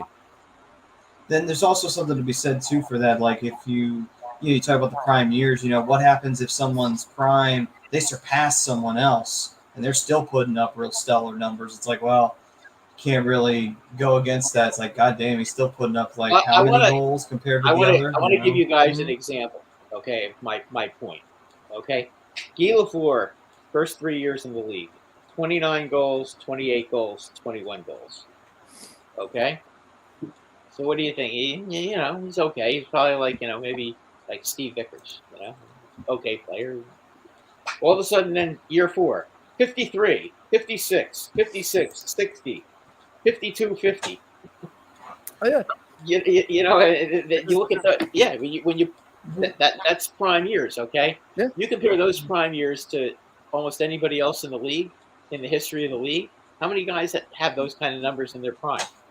Now I'm wondering, is that because? And I'm not saying obviously he had his talent, but is that also because maybe he got moved up on the roster? Somebody may have left Montreal and he got moved up to a better line, or he played with Lemaire almost his whole career. Okay, all right, so that answered that question. The only difference, the only difference was he played with Lemaire and Cornway to start. And then when Cornway retired, they put Steve Shutt in there, who ended up scoring 60 goals, even though he had zero talent because before and Lemaire were passing him the puck all the time. He was the Chris Kreider of the team. He just stood there and said, "It's time to pick up the garbage." Yeah, right. Steve Shutt actually played a while too, didn't he? Yeah. He did, but if he played on any other team, do you think he ever would have scored 60 goals? Oh, all right. So let's see here. Anyway, so to finish out what we were. But that's my point, guys. When you compare, and you don't have to listen to me. You can compare guys any way you want. But to me, that's the fairest way to compare because I can't stand compiling. That's just to me it doesn't prove it proves that you're able to stay on the ice. Great, but you know what? Your best years are your best years. That's when you're at your best, that's who's the better player. Well, I mean, obviously, perfect example, obviously the great one, Wayne Gretzky, he sort of started to trail off there towards the end of his career. He wasn't the player he used to be, right when, Brad, you had to remember when he was on the Rangers. Yeah, he was still assisting, but his scoring touch wasn't exactly what it used to be at that time, and it is what it is, age eventually catches up to everybody, and it just happened to him too, It's catching up to me. It's a bitch. I just got up to go to the bathroom. You know how stiff my back was? Oh boy. Do I hear a possible Dr. Zachary Smith line from? Oh please, God no, nope. about your delicate back. No. Nope. Yeah, but to finish up about the to finish up on my top line from what I'm looking at, center wise, I put Coots in there. Besides that, on the wing, I would probably right wing. I think I'm going to go with Hayes, and then. On the left on that side. Then the right, just because, you know what, and this could always change, but I want to see if this kid's got what it takes because we made a big trade for him. I put Tippett in there. I want to see if he can last. If he's good enough to get on that top line. That's what you need to do. That's how you build a team. Is you put these guys in that spot. And if they can't succeed with those players, they're obviously not going to succeed with other. Maybe sometimes if they don't succeed right away, you put them down so that there's not as much pressure on them. And then as soon as they start playing good, you bring them right back up again. Yeah, and I would like to see that with Tippett because it's like you trade Giroux for him. I want to see what this kid can do. Can he be that kind of a player? Because you just And you gotta traded find out a about- surefire You got to first find line. out about Frost too. That as well. But with Tippett, I feel like there's a little bit more of an urgency with him. Again, only because of the fact that you traded Giroux away to get him. So there's a little bit more on that end. Whereas Frost is like, all right, Frost does have to prove something, but at the same time, you could put him on a second line, and I don't think anyone's going to complain. Or you put him on third line, and no one's really going to go like, well, why isn't he on top line? It's like, well, he's got to prove something. Tippett, we traded Giroux away to get Tippett. So there's a little bit more pressure on him, to step up and be a big player. You put two guys that can handle the first line and put him with them. See if the kid can be in that spot. And if he can't, maybe you do sub him out and you put Frost in there. Maybe Frost can handle it as opposed. That's the thing you got to always look for, is that things can be fluid, especially on a team like this where you have youth on there. Absolutely. But you got it. But those two, but your key young players, you've got to put them on with the top veterans. Oh, And that's a key at first. I mean, at the end of the season, if you're messing around and you want to start playing those kind of games, you can let them play together and see how it works out. But you don't want to do that too early. No, go ahead, Matty. Oh, no. I was just gonna agree with Brad there. Brian, what were you gonna say? I was just saying, and that's got a lot to do with what my second line is going to look like, and it's a lot for that reasons is why I created my second line to be the way it is, And I don't know if Matt, you want to jump into it now, since I just go ahead to throw out your second line. So my second line is going to, and this is why I don't have Kevin Hayes on the first line as well. I want Kevin Hayes on the second line. On the right wing is where I'm going to put Owen Tippett, and I'm going to put Morgan Frost on the left wing. Because, the leadership that Kevin Hayes brings in the locker room and on the ice is, to me, there's not a lot of leaders better than him, especially on this roster. And you want that type of guy to build up the confidence of some of these other guys, guys like Tippett and Frost and anybody else that they bring up. This guy's a talker. He talks on the bench. He knows how to keep things light. He knows how to keep things fun. When they need to be, he'll when he's sitting on the bench, all you do is see him. He's huddled over to somebody. Doesn't matter who it is, if he's on his line or not, but he's always in somebody's ear talking to them. So I think Tippett and Frost would benefit greatly from being on the same line as Kevin Hayes. I can see that. That. Make that the project line, basically. Yeah, sort of. Yeah. Yeah, I got you. So second line for me, I'm looking at Cam Atkinson would be there on the right wing, because I do think Atkinson does show leadership qualities in his own right, so I don't think that would be too far of the imagination for him to get an opportunity to work with some of the young guys. I'd put him in there with Konechny, and hopefully he can get Konechny going. And then besides Konechny, I would probably throw out Frost in there, depending upon what I'm getting out of Frost. It might be I might put Frost down there. Or if he's really good out of training camp, I might be tempted to throw Noah Cates in there.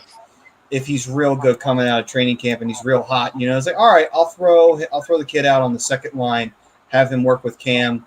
I know Konechny might be the only possible red flag, but if Konechny's doing, well and Cam's really got him going, it should be okay. All right, Brad, what's your second line? Okay, does it have to be let's see. My first line was the first line. My first line was Hayes, Konechny, and Van Riemsdyk, right? So I wanted to have all the forwards together. But I'm gonna just change that real quick and put Farabee or one of those guys on first line. Second line, you want to put I didn't have Couturier out there, so put Couturier on the second line, and put him with Tippett and maybe Tippett and Scott Lawton That might work Okay. out. You know, All right. and so at least you have your two guys. You have your two guys both on the first and second line. You know, the only thing I would do though is I would make sure that I put the veterans out on the power play to start the season, because you've got to get the power play going to be competitive. That's very important. Yeah, you definitely want a good power play. If the power play is more effective with the kids on it, then you could always do that too. I mean, there is a first unit and a second unit for the power play, right? Yeah, normally. Yeah. So you could have the kids on the second unit on the power play, with that, with whichever center is not starting the power play. But if Hayes is starting the power play, then then Couturier can be the second center, and you put a couple of the kids out there and see how that works. But you have to also keep it fluid too, as you said. Very important that you do that. Yeah, and you do have the liberty to do that with this kind of a team. You've got to see who has the chemistry going. Well, yeah, it's hard to know that right now. Who's got it going? What line's working well? And if a line's getting cold, maybe you take a look at it. It's like, all right, maybe we break up a line here because we need to get that one going. But at the same time, that's stuff you only really encounter during the season. And then also it's a game-to-game matchup too. Sometimes certain guys, sometimes your second line might be the best line because they're dominating the other team's second line. True, because the second line may not be as good on that other team. Exactly. And that happens. And that happens with the fourth line, the third and fourth line sometimes in these games too, where your third line might be the best line of the ice because they're destroying the other team's third line. Yeah. Like, I mean, for example, obviously, if you're facing Arizona, sure, Arizona may have their best players on their first line, but then once you start going a little lower, you're dealing with a lot of prospects, a lot of kids who may be unproven, and then on top of that, maybe some veteran players that are not as good as others, and you could easily second line is trucking their way through them, third line's killing them, but that first line's getting a little bit of a harder time getting going because the best players are on that first line, and that's all they got, Right, exactly. That's sometimes how you have to look at it. Yeah, and sometimes the third line or the fourth line, sometimes they just have the wheels that night. Yeah. And nobody can stop them. That happens too sometimes. So let's see here. Third line wise, Bri, what you got for me? All right, so I kind of had to jumble my lines around a little bit. Now that I'm actually writing them down and I'm actually looking at them. So it wasn't going to work if I had Lawton on the first line. So I had to move him. I moved him to my third line. And I moved JVR, who I was initially going to have as my third line left winger, moved him up to the first line until Farabee comes back. Mm-hmm. So for right now, my third line is looking like Noah Cates, Scott Lawton, and Travis Konechny. All right. Third line wise for myself, like I said before, I have Frost and Cates kind of moving in between the second and the third line, depending upon who's doing well, who's not. Cates is more of a, if he comes out of camp and he's really feeling it, then he goes on second. If he's not feeling it, he's on third. But with that being said, if, say, just for hypothetical sake, he's doing real well, so he's on second. Frost would be there on the third line. Joining him down there would be Scotty Lawton, Superman.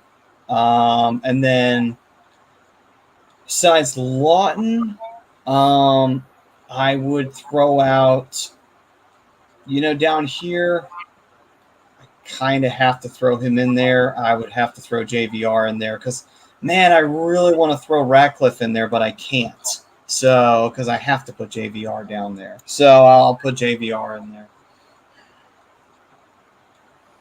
Yeah, Ratcliffe is a winger too, isn't he?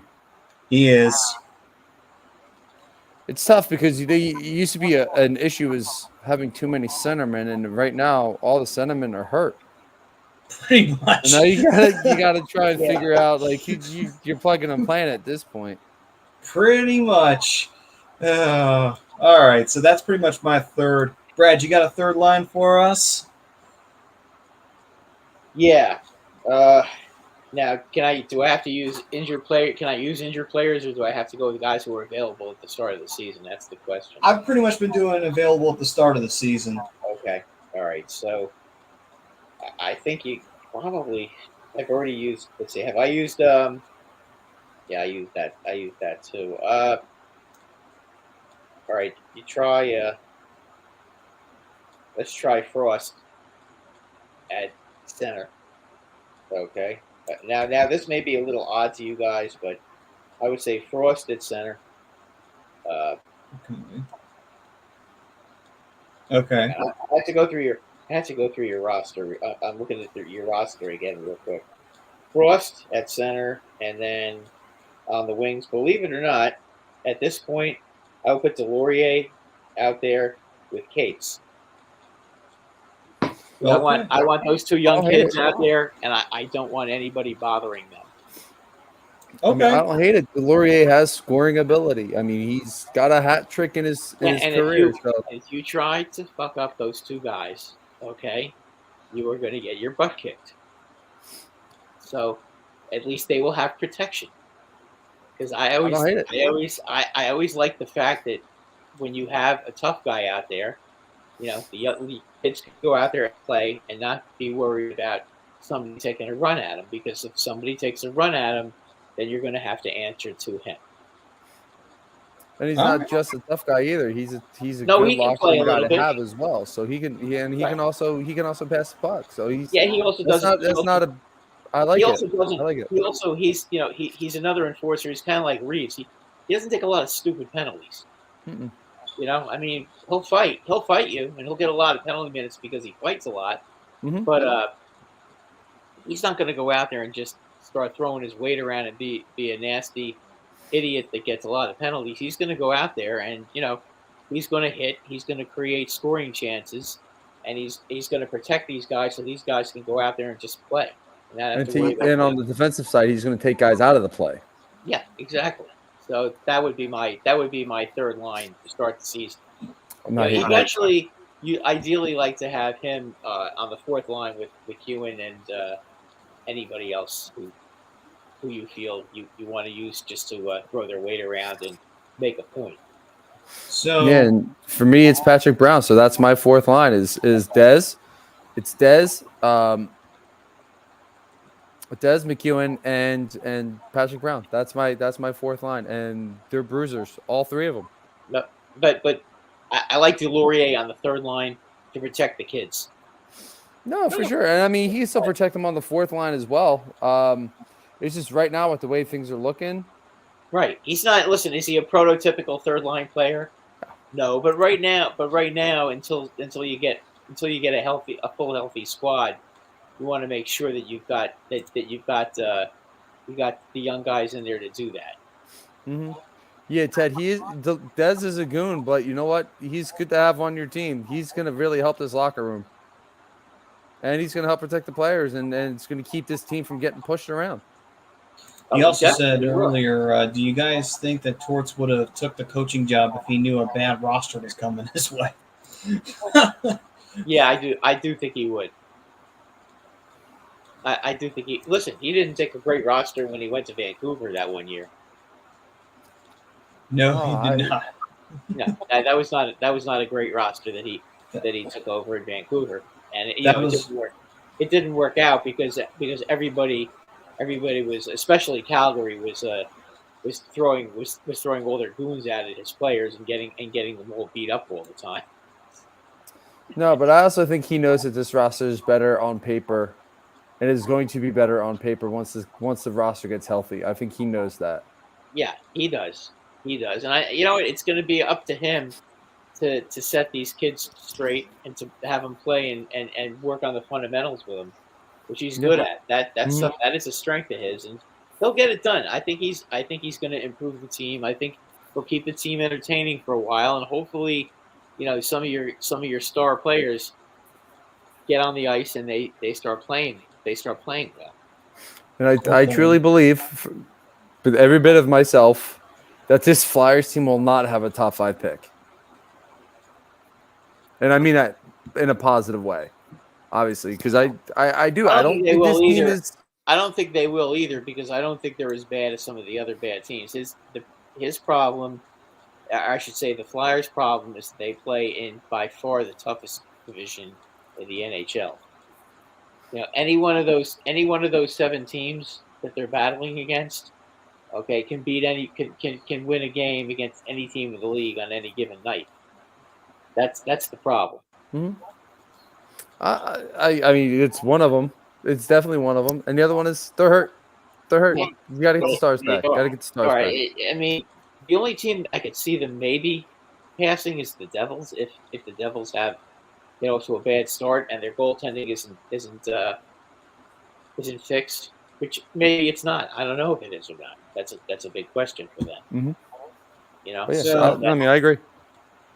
So for my fourth line, pretty much, obviously, it'll be a decently fluid line. Center, I'm just gonna roll with. I'll roll with Tanner Lashinsky. Just throw him in there.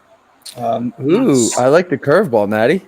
Yeah, I don't mind his game, so I'm gonna roll with Lashinsky in there.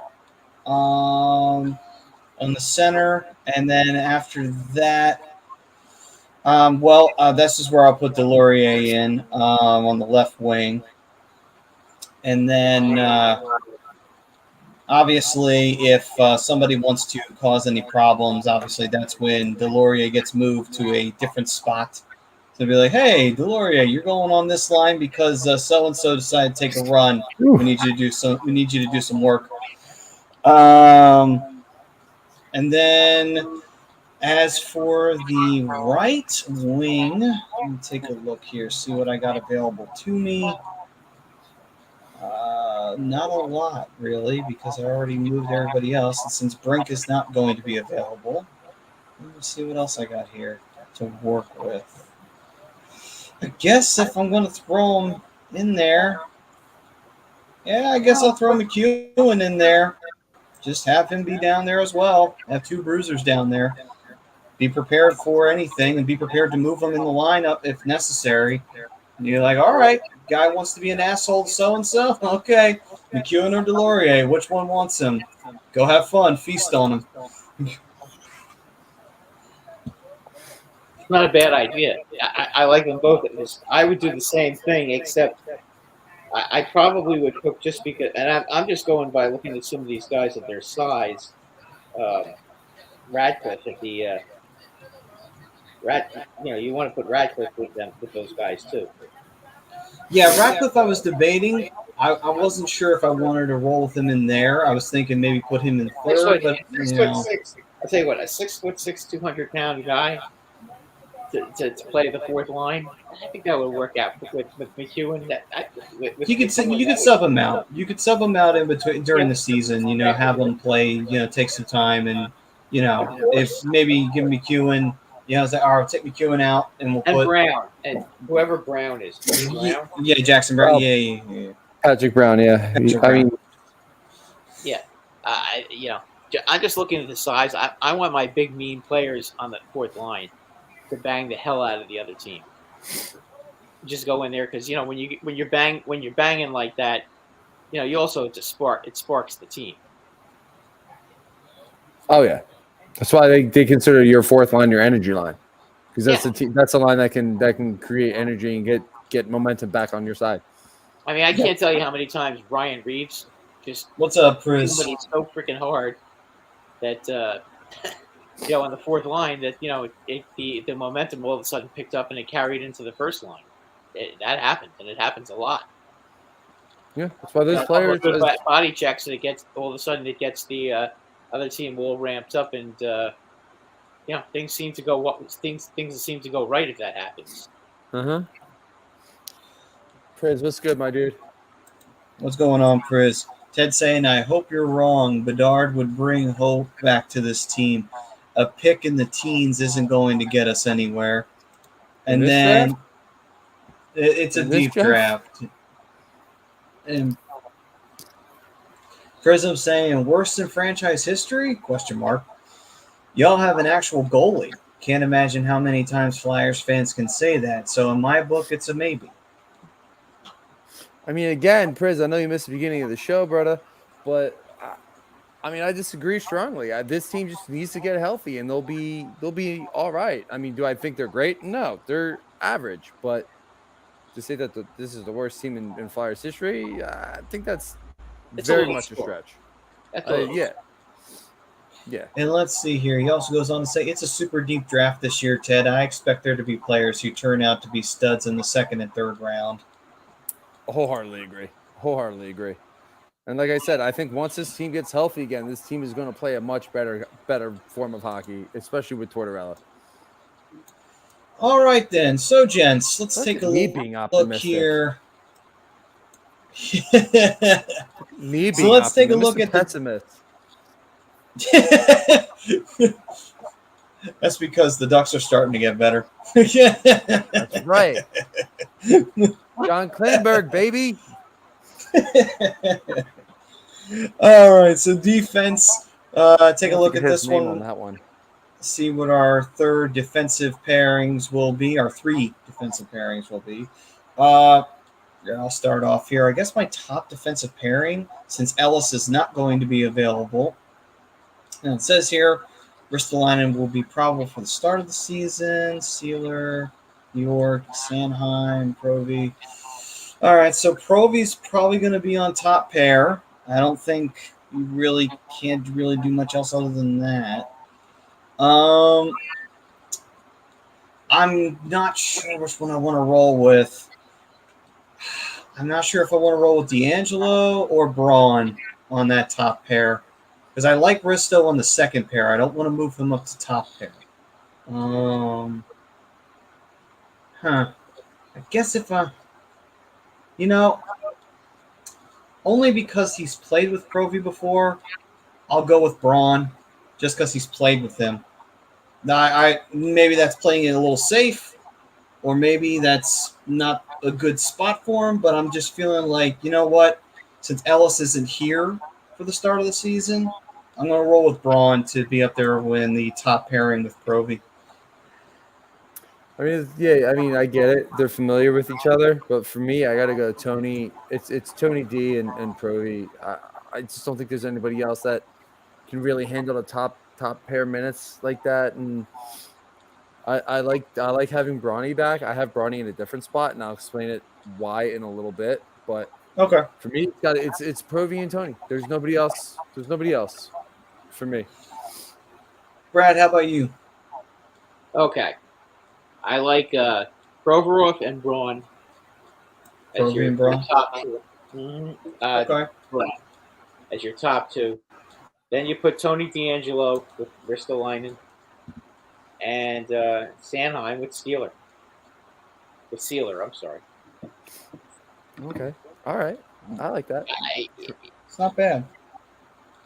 The problem with D'Angelo is I don't want to have him out there against the other team's first line. That would scare me. Unless last year when I wasn't watching, he improved his defensive game in his own end like by 150%. I don't know about that. I just don't know about that with him. Well, I mean, you look at it this way. Carolina was one of the best defensive teams all year last year, so it gives you a little bit of hope to moving forward with Tony. But you have to also keep in mind that they were one of the best defensive teams, so that was able to cover up some of his issues. No, for sure, and I get that. Yeah. It goes that kind of goes both ways, but I think I like to have one guy back there, one muscle guy, and one real good puck mover on the second. And just put him on the second one for the time being to start, and just see how it goes. I mean, Provorov is a pretty good offensive defenseman, isn't he not? Is he not? Or yeah, he can be a strong offensive contributor. That's what I'm saying. So you don't want to put if the problem is if you put D'Angelo and those two together, okay, they're both going to end up getting caught up the ice a lot. and there's not going to, and you're going to give up a lot of breakaways and that sort of thing with both of them out there. If you put them both out there with the kind of a stay at home guy, I think that might work better because then they can get into the play and pinch and play to their strengths. Well, Priz shows it right here where he says that I like Rasmus with D'Angelo, and it gives you an offensive stick to kind of balance out with Rasmus, which is actually why I would have D'Angelo sitting on the second pair with Rasmus. Because I don't think Ristolainen should be on the top pair. I think he should stay second, and I think Tony would be a good balancing point. I was more comfortable with the familiarity with Provy, only because, I don't want Risto to be on that top pair and be the stay-at-home guy. I'd rather have that be Braun. But, again, that was me just thinking of familiarity and then thinking of balancing out that second pair. You want Provorov to be able to show his offensive talent and to be able to go.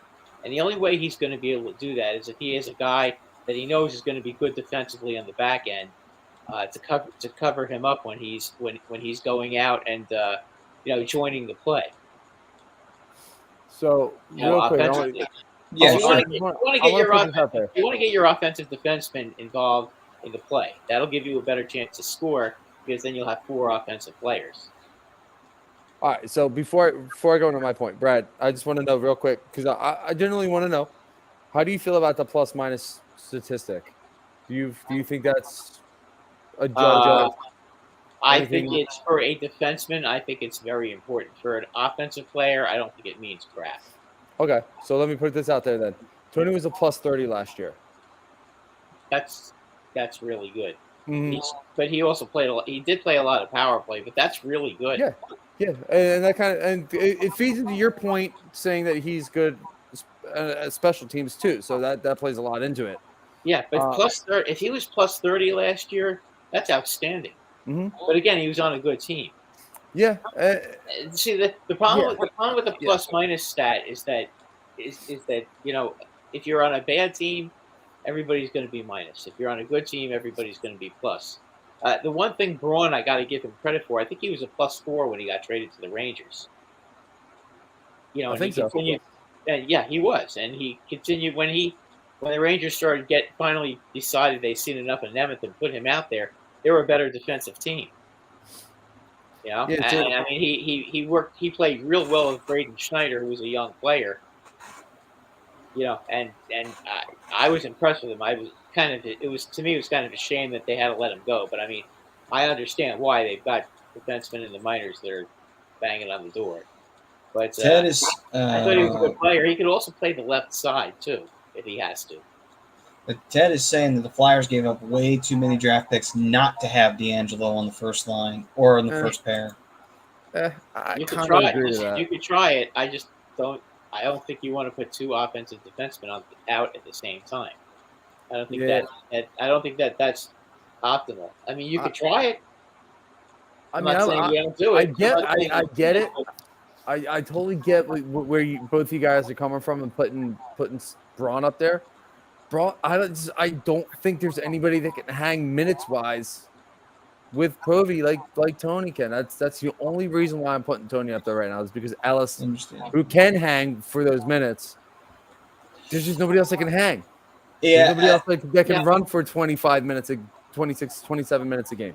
I can see that side of it because, and that's the shitty part of it is that without Ellis, we wouldn't be. If Ellis was here, we wouldn't be having this conversation. Tony's your second. Tony and Rasmus would be my second pairing. Yeah, that's the problem because Ellis is gone. We're in this spot,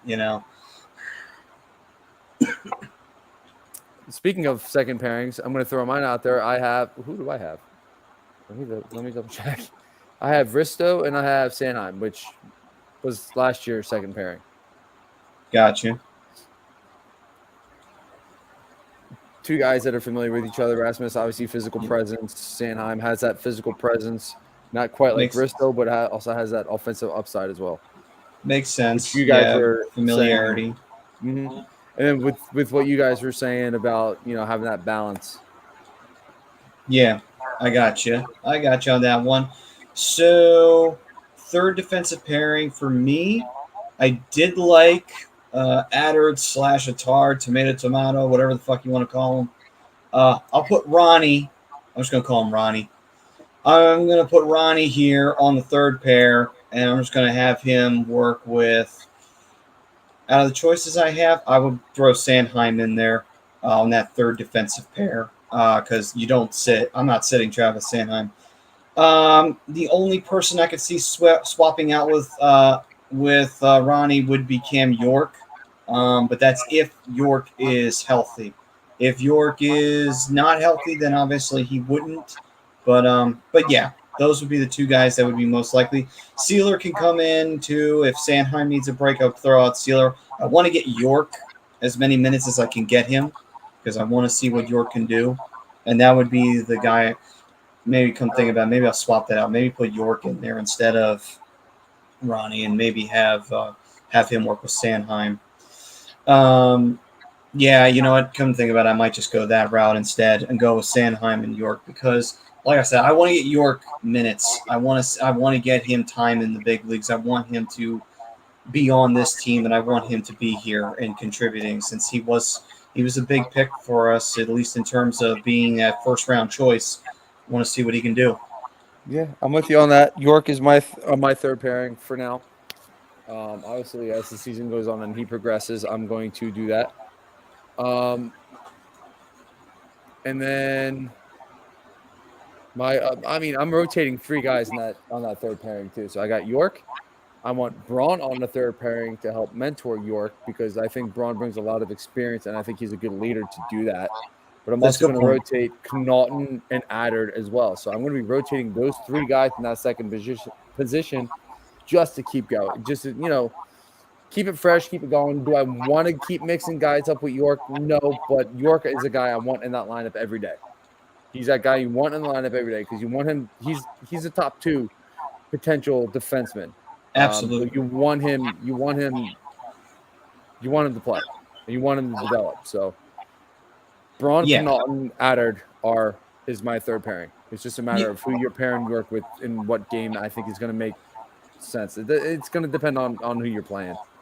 Yeah, I got you on that one. Yeah, so I agree. York should be the main guy down there in that third pair and maybe rotate a little bit in and out. But for the most part, York's getting that time. Brad. Sealer and who's the other? Wait a minute. Sealer and Sanheim. And then obviously you would be rotating in and out, of course, through healthy scratch.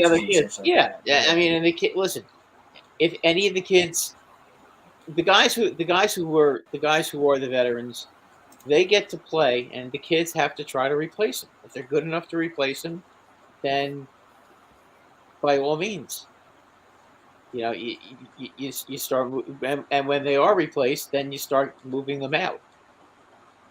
You try, and that's how you try to build with them. Yep, and that's for me why you got a rotation on there. Or for me, in that third pairing, yes.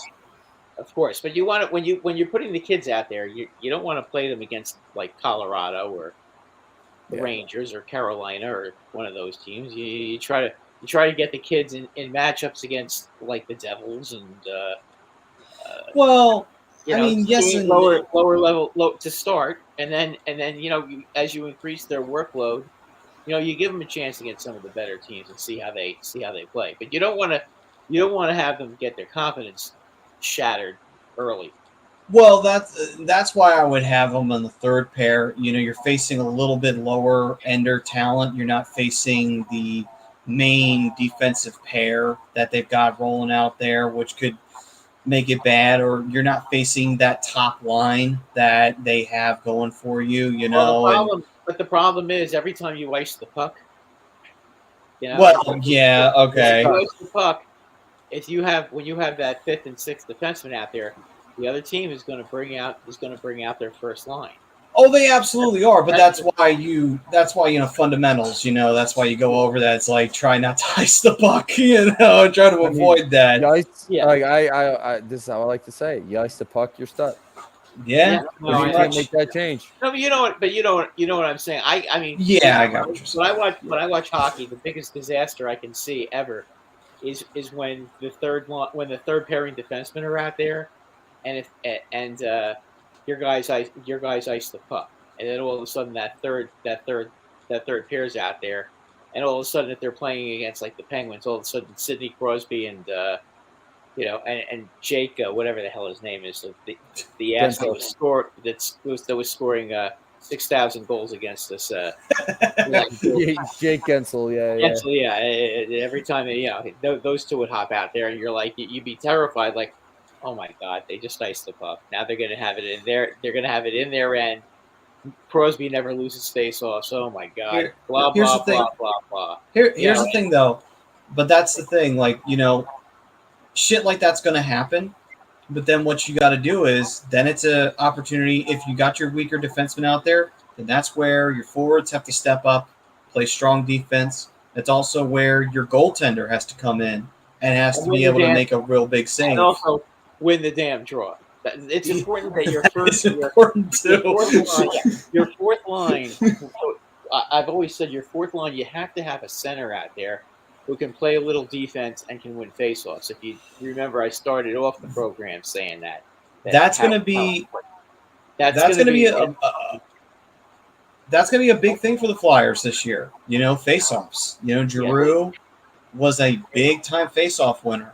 So, I mean, he had a little bit of his struggles this past season in that, but the point is that normally he was a face-off king. He would win his draws 90% of the time. So it's like, I never saw him lose face-offs against the Rangers. Now we had a shitty face-off team for forever. Every time we played you guys, the games would always be a lot closer than they should have because we could never win a damn face-off. No, you're right. But it's one of those things where you say, okay, you got to win. That's going to be the real big issue and could be a big sticking point for the Flyers. I'm like, all right, do you got the guys that can win those faceoffs? Because I know Coots has the ability to do so. Hayes can. But it's one of those things of, okay, who else? Who else is going to win us those faceoffs? We need to have strong faceoff players here as well in the lineup because, like you were saying, winning those draws in a situation like that those are lifesavers, make it or break it moments right there, and that's not even getting the puck out of the zone to get a change. That's just making sure you have the puck so that they can't shoot at you. Right. Right. But if you get possession, if you win the faceoff and you get possession of the puck, okay, one or two passes and you should have it out of the zone. Sure. Yes. Should. Yeah. Unless you give it away or something along those lines, But I mean, you could at least play the puck off the boards, and you should be, in theory, if you play it off the board, you should be able to get it out of the zone enough to at least either make a necessary change or to just break momentum a little bit. Yeah. Okay. So those are the scary parts. It's just like soccer when they have the free kicks. Oh yeah. Not that I want to compare because hockey's a way more exciting sport than soccer, but when there is a free kick, then that's when you really want to watch it because that's when most of the goals end up getting scored. I mean, my limited knowledge about that sport, that's about all I know is when there's a free kick deep in the other team's end. I always find it. I'm sure they have a different term for deep in the other team's end. God only knows what it is. But I will say though that I always find it hilarious when they manage to actually kick it over the wall of the players who are all cupping their nuts because they don't want to get the ball kicked into their nuts, and they try to jump and get it with their head, but it goes over them and winds up in the back of the net. I'm like, damn, that's some skill right there. I can barely kick a ball straight, let alone being able to curve it like the way they do. They know how to listen. Those guys know exactly how to do that. Yeah. They also know how to kick around the wall too. They know how to kick over it and around it. And if they see the slightest opening, just like a hockey player, they'll go right for the opening. Or they'll try to kick it right towards somebody's nuts and figure they're going to flinch. and they might. So let's see here. Prism saying if someone can't go 20 minutes in a game, they shouldn't be at the NHL level. And then he also says, unless they're 43 years old. And unless you're Yager, then you're just going to be able to go 60 minutes for the rest of your life. But As for that, we pretty much got the defensive pairs taken care of, and we all pretty much know who's starting at goal for the Flyers. It's all, I mean, do we even have to debate that? So, yeah. So, Carter Hart, obviously starter, and there we go. That's pretty much what we got roughly for our lineups. And that pretty much takes care of the first period. So, we'll roll into the second period, play a quick game of keep or discard, and that second period brought to you by All Campus OC and ran by the one and only John Coyle, who also does the rant booth, which is a lot of fun. And if you're ever down in Ocean City, great place to go to get your favorite team attire, and gives 20% off to hats, shirts, and gives it to the subscribers. So get subscribed up, head on down to Ocean City, go visit All Campus, say hi to John, get some stuff, wear some team colors with pride, and check out the rant booth. All right. Billy Swan from ESPN also co-hosts of Rant Booth, so definitely go down and check them out. The hat quality down there, nobody touches him. Nobody touches his quality, and he's got schools you probably never even heard of. So go out and definitely check out his selection. I kid you not. He's got schools you probably never even heard of. He's all over the place. He's got a lot of stuff. love it. He's got such a great selection. Yes, he does. Thank you, Eileen. You have Love you, a Eileen. wonderful evening as well. And all right, so keep or discard. So basically, the way we'll go through it, going down the Flyers roster, gents, give you an opportunity here. What players do you want to get rid of, and what players do you want to keep, if any at all? I mean, the only guy right now I would discard is JVR, but I mean, he's not going to be movable until at least the trade deadline. Everyone else I'm okay with. I mean, Coots is a number one guy. He's one of the top two-way players in hockey when he's healthy. Tippett has a lot to prove. Lawton I like. I mean, yeah, JVR is really the only guy I would move right now. All right, Maybe then. Braun. Connaughton I would try and move if he's having a good year. I know some people would argue Risto, but I like Risto. I mean, yeah, everyone else I would keep right now. Eileen says agree to the poll, by the way. Got you, Bri. Boo. As for you, Brad, what about you? What are you looking at in keep and discard? Who are you getting rid of, and who would you keep? The only guys I would get rid of, and again, these are guys I just can't. I never liked. Period. Not just because they're on the Flyers. Okay. Couturier just seems like he's just can't stay on the ice the last few years. So I mean, if he gets off to a good start, I might tend to see if I can max out on trade value with him before he gets hurt again. So he would be one. Scott Lawton, who I think I really like Scott Lawton because he always kills the Rangers. Just being honest, every time they play, he always seems to score against them. I think he's a guy that could be a really good player, but I don't know that he can succeed with the Flyers. I would probably want to get rid of him just to get some young players more action. And the other guy who I really don't like, and I know you guys do like him, but I can't stand Ristolainen. I just think he's a big stiff. I've said it all along since when he was on Buffalo that he was the 3/4 of the Sabres problem was him. And I don't think you can make an argument. Yeah, I don't like him at all. I never have. And for a big guy like him, he should just be a much more effective player. I mean, he's got the tools. There's something wrong with his brain. It doesn't operate properly. He has. Listen, the guy has a lot of ability. I'm not arguing that, but he's just not. I don't get it. He should be a lot better. I see him, okay, and I remember very well Jeff Bukaboom when he used to play with the Rangers. I see him, and he should be Bukaboom, and he's not. And I can't understand why. I'm pretty sure you compared him to Bukaboom at one point. I did, and I look at them; they're the same size.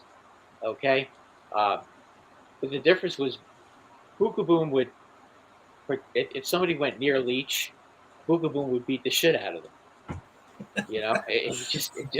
That's the way it is. And when he hit you, he hit you so hard that you come out of the game because he would hurt you because he was so big and strong. He's like Trouba. If you watch Trouba, okay, it's same guy. That's what this guy can do. And also, Boom had one hell of a slap shot too.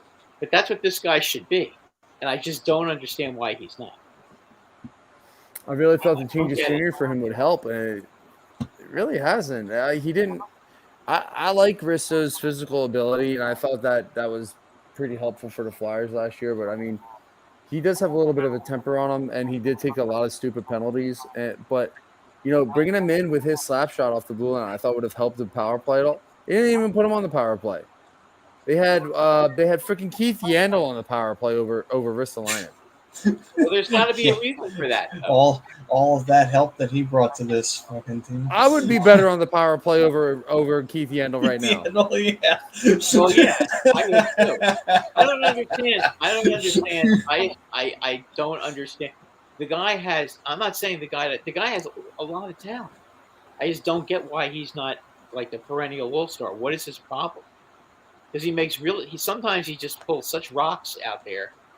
I mean, I'm trying to think of a player that used to be on the range. Oh, Michel Petit. Probably don't remember him. Ooh, that's a name I haven't heard in a long time. Okay, Michel Petit. Who's the guy that used to play for the Leafs that they were trying to trade forever? That big nasty guy that was always hurting people, but always was just such a stupid player.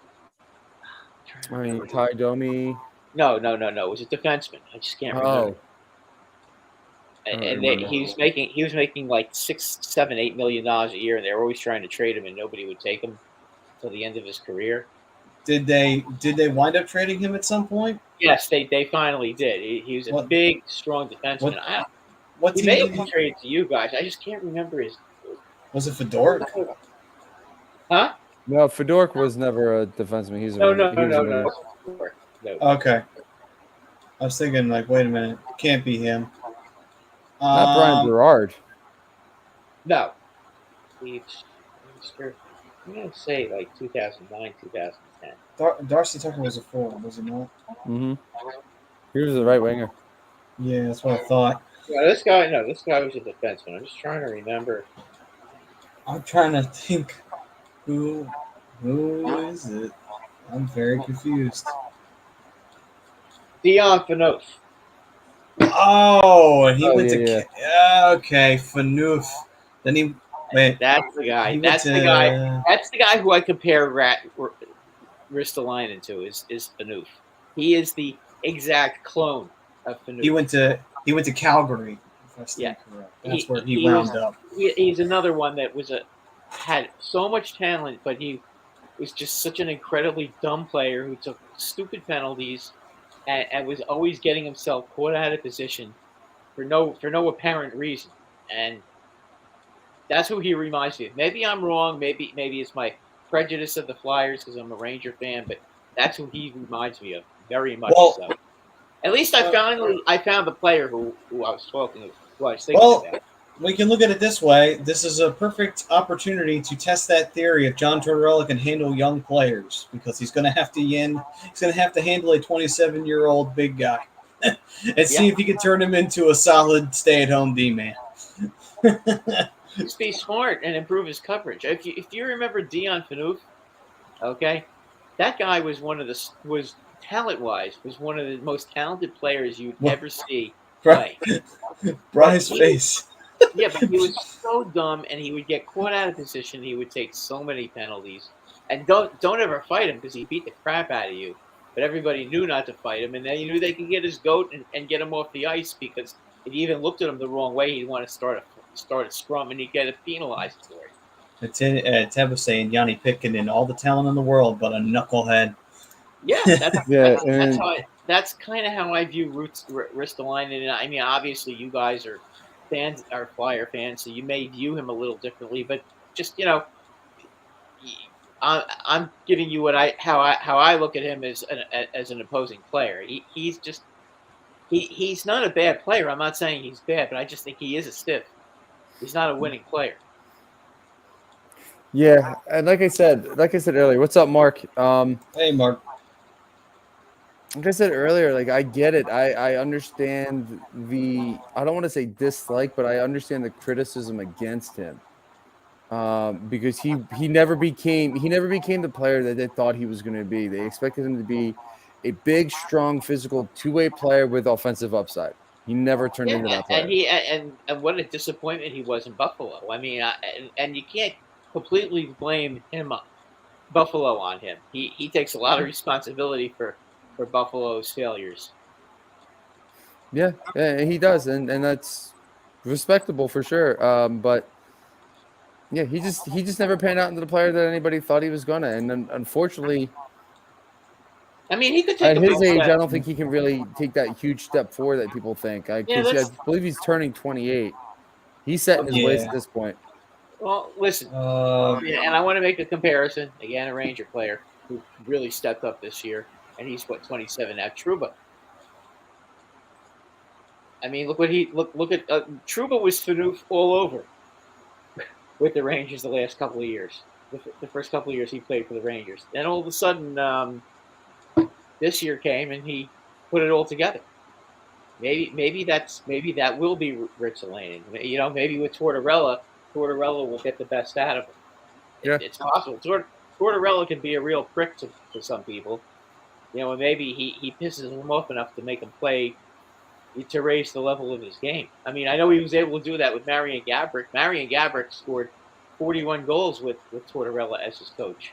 And Marian Gaborik couldn't stop complaining about him constantly. And he doesn't allow us to create. He doesn't allow us to create enough scoring opportunities. Meanwhile, you look up and the guy had 41 goals, and you're sitting there complaining about him with the offense. But you scored 41 goals. You know, the funny part is that sounds like a Marian Gaborik thing to do. It's like, I got 41 goals, but fuck him. He still sucks as a coach. It's one that year. You know, come on. Let's see. Mark's saying, quick weigh in on the Flyers. I want fights tonight and tank for Bedard. All in on a tank. You get half of that. Yeah. You'll get 3 fights tonight. You'll get some fights. You definitely will. Ted's saying, no, we don't get the Risto move either. He's a slow dinosaur. Players just fly by him. Then Prism saying, I can't blame Risto for Buffalo. Any team with Eichel is destined to fail. Oh, no. I don't agree with that. That's not. I wouldn't put Eichel on Buffalo. Well, they've been talking about the Jack Eichel curse, and Vegas did miss the playoffs this past season. In Vegas' defense, they didn't have a full season. The whole team got That's true.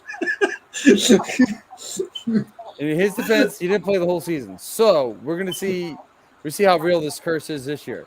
Yes, we will definitely find out. I also think Vegas is starting. Their players they're starting to get some old players now too. Chris Eichel sucks. Also, we got to remember, Chris is a Stars fan, so he's definitely not going to be rooting for Eichel to have a good season. I get it. Now I get it.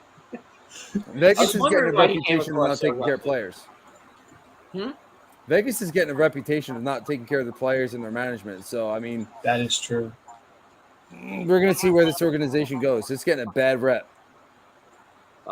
They're getting to a point. I think they're starting to get some of their players are starting to get a little old, and you know they traded so many of their top prospects for some of these guys. That I'm starting to wonder when that roster is going to age out and not have players to replace them. Yeah, and really they don't. And any move that they made this offseason was via trade. Nobody wanted to go to Vegas. They didn't sign any free agents. Yeah, well, is that a cap thing, you think? I mean, it's probably got a little bit to do with it, but you know, if what Max Pacioretty is saying about the organization is true, that's not going to attract anybody. I mean, it has become a bit of a rather toxic environment. But that's why Patch wanted out. Yeah. And then on top of it as well, I mean, the controversy surrounding what's his nuts who was sent to Anaheim, and then it turns out, oh, that's the no trade list. Well, yeah, I sorry. don't blame Dadonov for that one. No, I don't blame Dadonov for that. That's on the organization. Yeah, that's not that. Yeah, that was No, bad. Dadonov clearly. But what I find funny is the organization's response was to put it on him. They said that he didn't give his list in time, which is bullshit because he No, gave they his list haven't. well in time First over of all, that. the list, they give the list when they sign the contract. So what's Yes. he talking about? So what is that excuse? What the hell are you talking But that was their lame ass excuse for sending Dadonov to Anaheim when he said that was on his no trade list. Yeah, And oddly enough, he wound up in Montreal. Yeah. He's in a worse situation right now. yeah. Nobody wants to play for them anymore. What a shame. What man? Times have changed. You know, when I was growing up, Montreal, everybody wanted to play in Montreal. Yeah. There were two places everybody wanted to play in Montreal, and everybody wanted to play in Toronto. Nobody wanted to play on the U.S. teams. I do think Montreal did get a little bit better in the draft, so I like the moves they made. They can't listen. Can they get any worse? Definitely not. Yeah. I mean, if they can get a healthy Carey Price back, and if Caden Primo can take a step forward, I think they're going to be all right there. Defensively, Why did I they think not they're draft? touchy. I want to know why they didn't draft Shane Wright. Why did Shane Wright slide? What His attitude. They Oh, didn't that's like the way what made he him interviewed. slide down. Okay. The top 3 teams that didn't take him did not like his attitude in the interview. Because there was a lot his of that. interview skills were. I It see. wasn't a talent thing; it was a personality issue. I see. Teams don't want to deal with that crap. I get you. So now they get the best scorer in the draft, the best overall scorer, not the best all-around player, but the best overall scorer. Well, we'll see if it's meant to be. Because if he has a great season, well, maybe this was meant to be. So, Yeah, I mean, you could say that about Dubois, but would you take Dubois on your team? Oh yeah. Of course you would. Oh yeah. And he's kind of a douche. So we take him. well, I mean, okay, shit, but so from is what I'm Lane, but you don't see Columbus ready to run him out of town. They were trying to re-sign him. They're saying that you know, Shane Wright's attitude is like he's like, I'm the number 1 overall pick. You know, there's nobody else. It's not even close. Like his ego was like ridiculous, and So was Jack Hughes. So was Jack Hughes. He was the same way.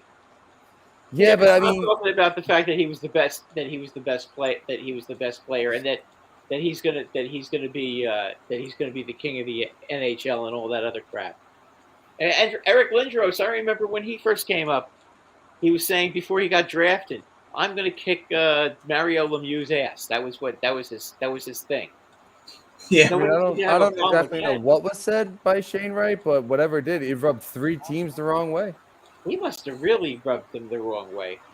I mean, what Lindros said was more of one of those things of like, okay, but that's just him just saying he wants to beat up the top player in the East. I'm like, all right, come on, are you really surprised that he said that? Come on now. Well, after watching him play all those years, no. Yeah. So when he first came up, he probably would have if he wasn't told not to. Yeah. I want to see if I can find this quote real quick from Shane Wright. Just give me a second here. All right, then. Ted said, with McEwen and Delorier, I want on the 82 fights is the bar. At least give us 82. And then Prism also says, that's a lot to ask for. Prism Delorier had 14 fights last year or 13 fights. He could step it up. Prism saying Vegas needs to fire their GM. And Ted saying, of course, everyone after the draft on Shane Wright's not that good. The guy everyone and their mom was hyping him up.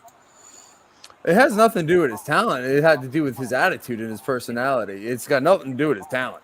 He's talented, and he's going to show it with Beniers. But problem is, it went to his head. Well, you know he's going to be playing in Seattle now, and but all I can say is good luck. You're going to have to do a lot. You're going to have to do a lot of chirping to get any attention with that team. Hold on. So what we're saying is, it might be very possible we're dealing with a new Alexei Yashin. where you have an boy. expansion team. This is a guy who's supposed to be a big player for that expansion team. Then eventually he gets traded to the New York Islanders. So that's what we're talking about here. And by the way, I believe he was traded for Chara. So there you go.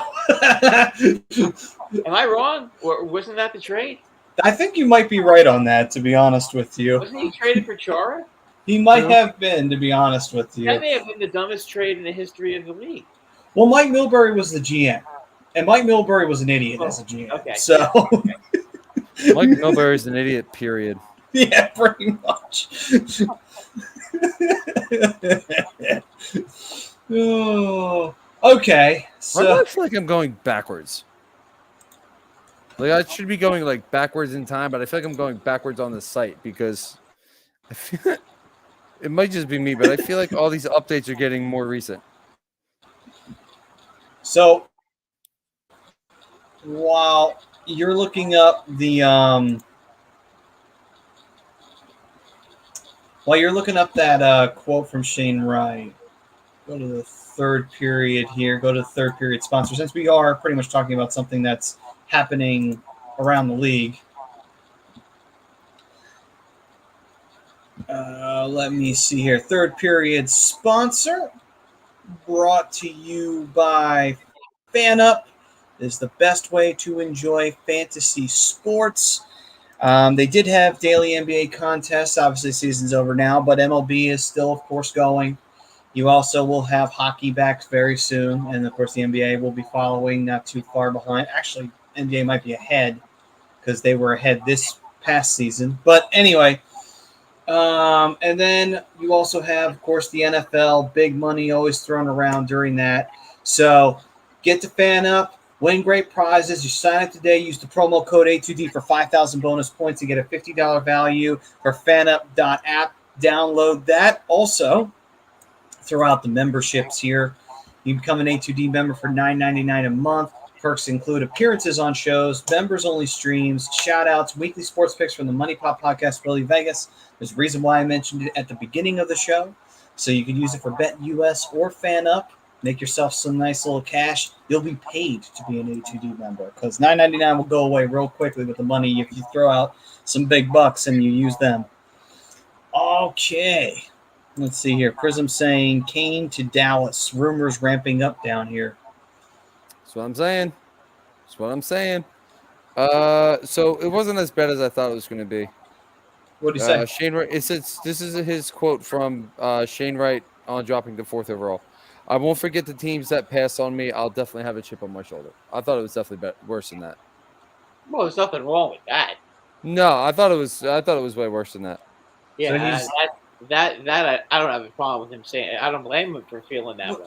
No, not at all. That was enough to make some teams pass on him? What the fuck? What kind of No, snowflake that wasn't. shit was that from those other teams? It wasn't that quote, Maddie. It was how he interviewed himself. Oh, that's an example of I get it. You're saying that's an example of how he portrayed himself with Yeah. Okay. Well, Okay, so he portrayed himself like he was the hottest shit in the world. Okay, I got you. Mm-hmm. Okay. So let's see. Prism's also saying, been all over the local radio the past 2 days. And then he also says, which hardly ever gets hockey talk coverage. Well, I mean, you bring in a big star like Patrick Kane, you know, that's definitely going to get some attention on the Stars. But now, do the Stars have a farm system that can satisfy what Chicago wants? Because that's a huge part of this. That is a good question.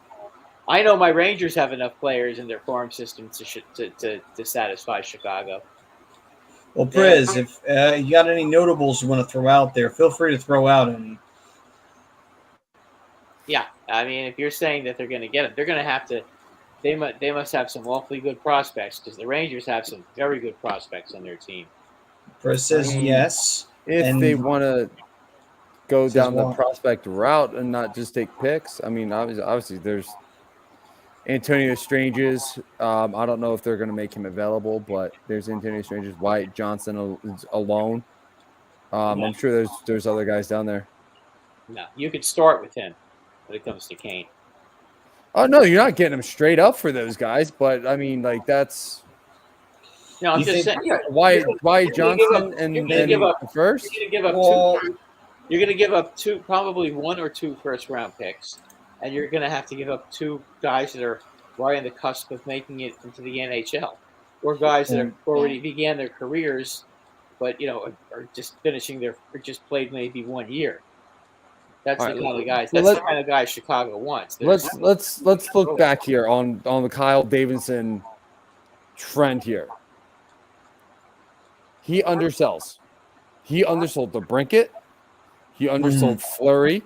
Well, actually, let's not say that. I do think they got a fair return for Fleury, but he undersold the Brinket, a 24-year-old stud muffin. Well, wait a minute. You got the 8th pick in the draft and the 39th pick in the draft, so that isn't that bad. For a 24-year-old superstar. Yeah. And now we're talking about a He won 33-year-old star. last year. Yeah. Okay. Yeah, You know what? You're right. I got to give you that. I mean, Kyle Davis is undersold a bunch of these older these star players that he's moving, but I think Kane will get probably a prospect, and you'll probably have to give up. I mean, I agree. You'll probably have to give up 2 firsts, but you'll probably get a guy like a Wyatt Johnson, 2 firsts. I think that'll get that done. Or you have to give up 2 guys who were first round picks and a first round. You know what I'm saying? Yeah, yeah, I'm on that. Now can Wyatt? Can you match if the Rangers said that they would give up, say, Braden Schneider, Zach Jones, and let's say I don't know what, either Oathman or who's the Russian guy that just came back from the KHL? That was kicking it. That was Kravtsov, guys like that. Vitaly Kravtsov, I like him. Yeah, that's what I'm saying. Are you telling me and throwing a first round pick? You're telling me that you can't get some of these guys to get Kane? They do that. Well, Prism's saying I don't know it'll if be I'd give 2 up a Braden first. Schneider though for Kane. Well, That's Prism's me, saying he was That's a lot. saying That's a lot. That's probably too much. he's saying it'll be 2 first, and Dallas had 3 league MVPs who were all first round picks. In terms of what Dallas could possibly be offering. So check the hockey prospects rankings. Stars are higher. When it comes to prospects, Fresno's is shit. He said Probably, those 3 that's prospects won their league. Yeah.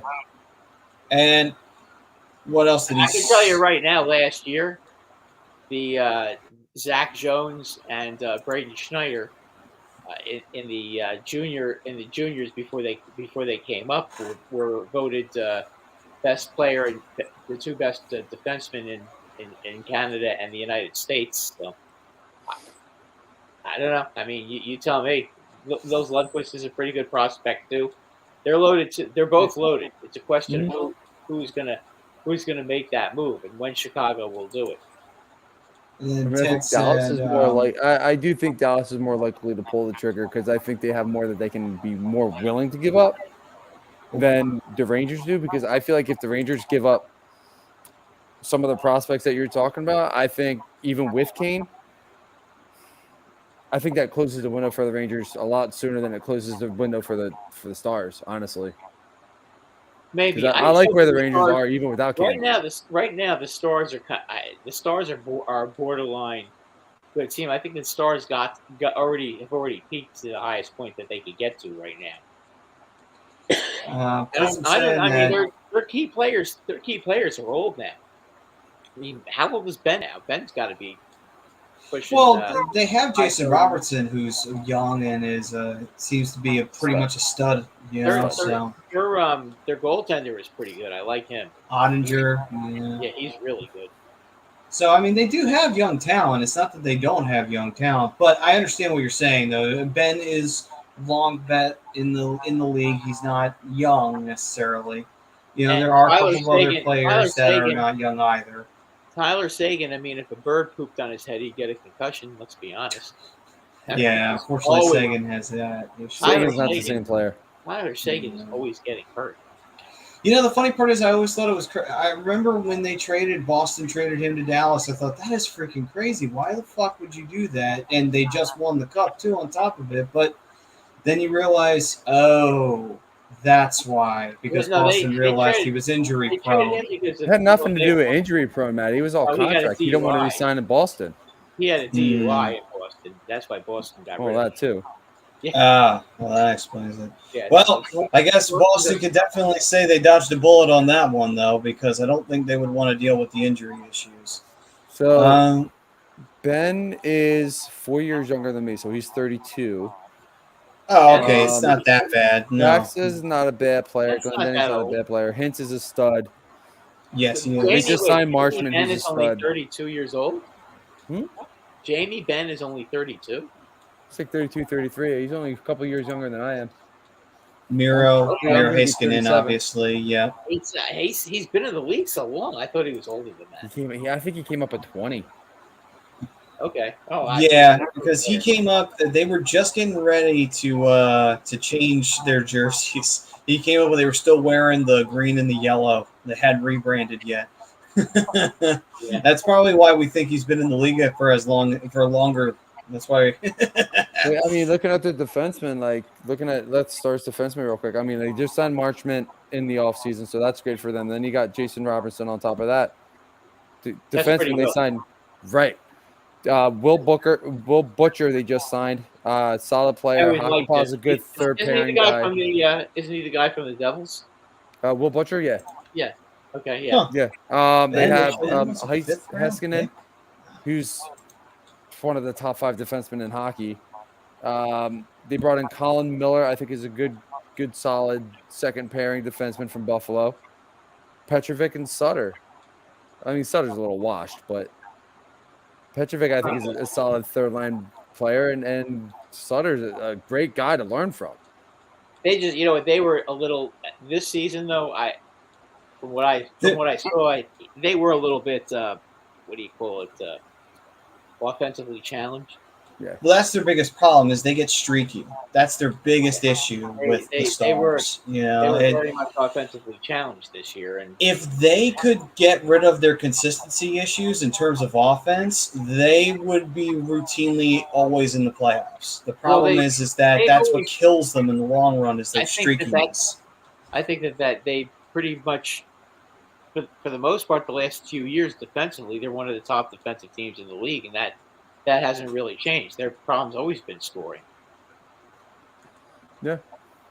That comes with Sagan not being able to stay healthy, so Ben doesn't have his right-hand guy.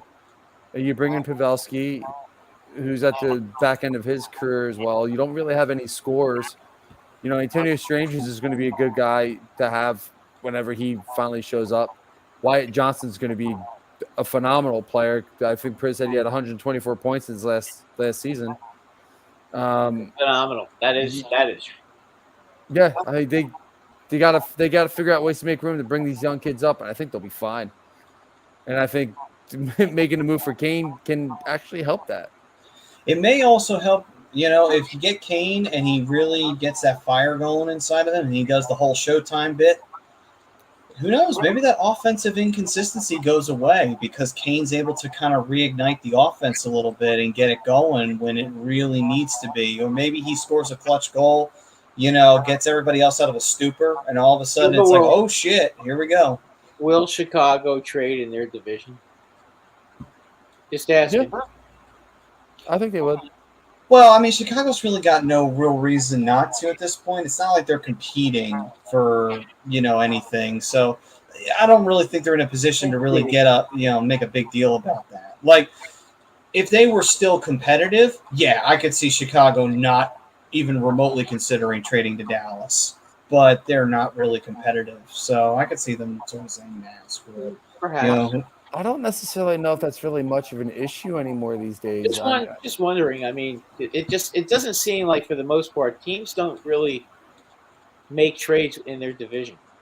That doesn't happen very frequently anymore. No, I think you see GMs make moves with certain teams with the other GMs they have good relationships with. I don't think you see like Anaheim has a good relationship with this other team, but he doesn't have a good relationship with this guy, so he never trades with. We'll just say Toronto, but he's always going to trade with we'll go out there and we'll just say Calgary because he's got a better relationship. I think that's more what it is these days. I don't think the division thing really matters. I think it's the relationship that they have with the other GMs. Yeah, you might be. You know, now that you're mentioning it, I'm thinking about the Rangers, right? How many trades have they made with the Carolina Hurricanes? Hurricanes, And then yeah. They traded. Well, no, They they traded with the not in the division, but yeah, but they traded with the Flyers. They traded with Yeah, and that's exactly what I'm getting at. They have a great relationship. The Rangers don't trade with the Devils and the Islanders. It seems like you got nothing to give up. Well, no, I'm just saying you don't see that ever happening. You see when somebody gets waived, they'll pick them up immediately, just so that they can bust each other's asses. Yes, that happens all the time, but trades very rare. We saw an example of that in the last offseason with Cuck and Miami, so which was pretty funny. Yeah. I'm not gonna lie. Yeah, Montreal. Yeah, well, Montreal got what they deserved. That was retaliation for who was it that they were trying to sign on? Who did Montreal was trying to sign somebody the left. Oh, Sebastian Aho. Aho. Yeah, Aho. Yeah, so they that's how they got even. Oh, I should say Sebastian Aho, the forward, not Sebastian Aho, the defenseman. That is true because there are two Sebastian Ahos in the league, which is the Aho mind blowing to think about. Mm-hmm. Isn't the Island? Yeah, the defenseman, Sebastian Aho, is on the Islanders. Yep.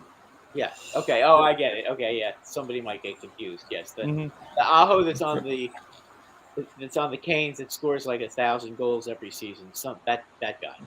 Oh, and by the way, those two Sebastian Ahos are not related.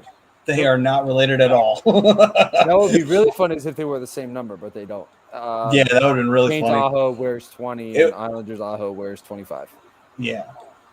Prism was saying, Kyle Davidson already told Taves and Kane that it'd be 5+ years before they were competitive again.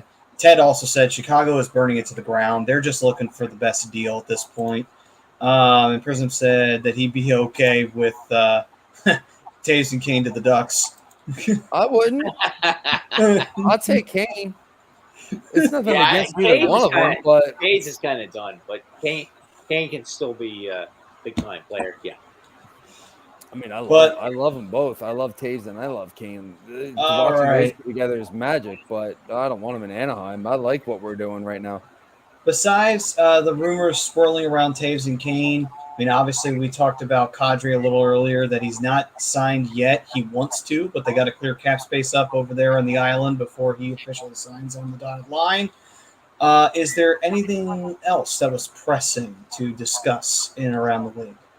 I thought there was something else I saw. Give me a second.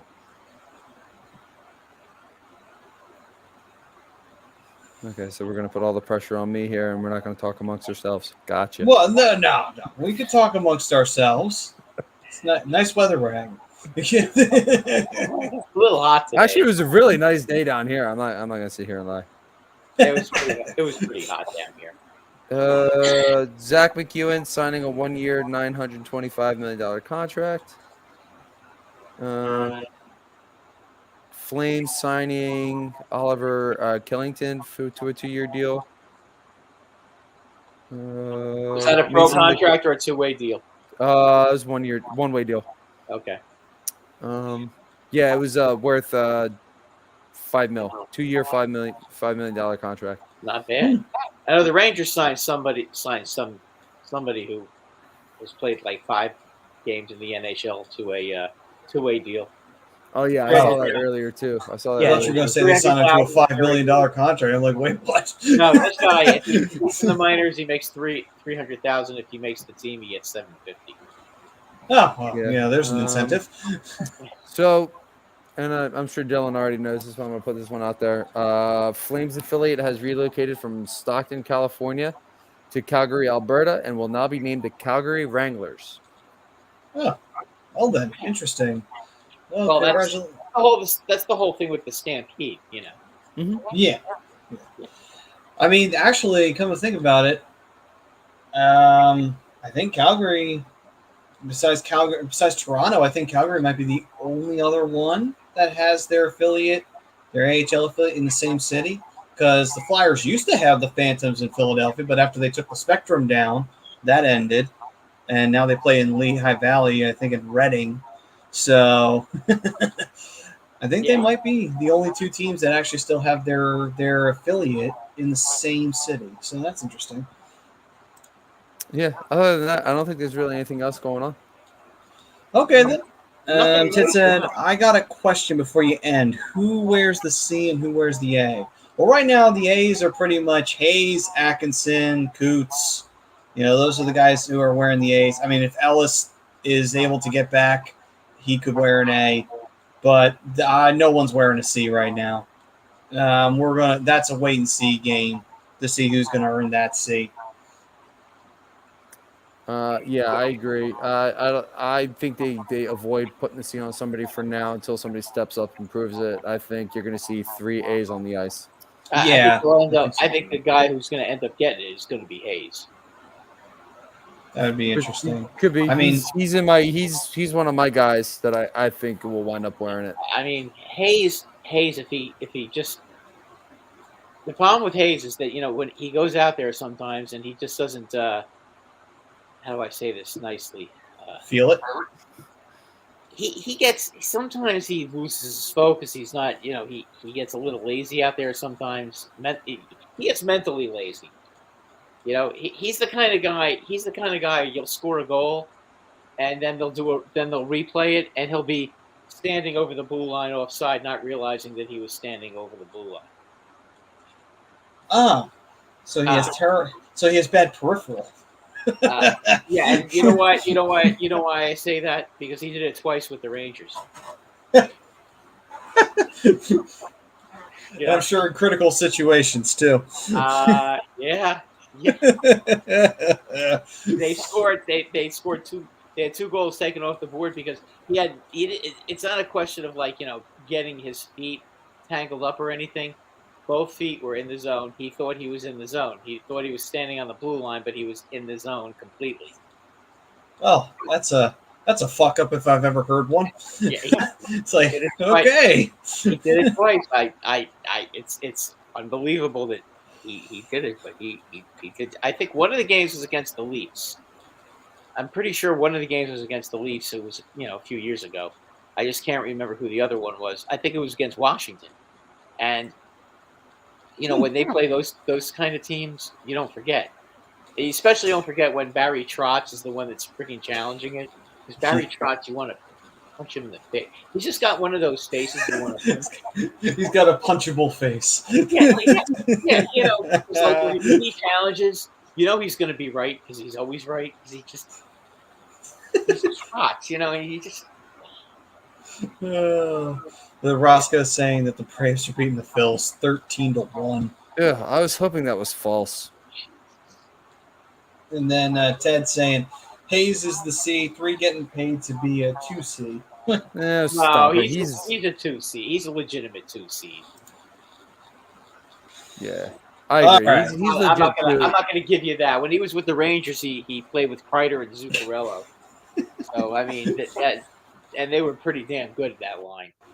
So, all right, so let's go to the shootout segment and wrap this bad boy up. All right, Shootout segment brought to you by the doc himself, Dr. Paul Vidal, SpecializedPhysicalTherapy.com. If you got any aches and pains bothering you, Brian knows his shoulder was killing him. He went to go see the doc, and you know, he's in Cherry Hill in Burlington, New Jersey. Go see him. Pain goes away. You feel like new. I actually teach you how to strengthen up the muscles and stuff like that too, so that's pretty awesome. So definitely check them out.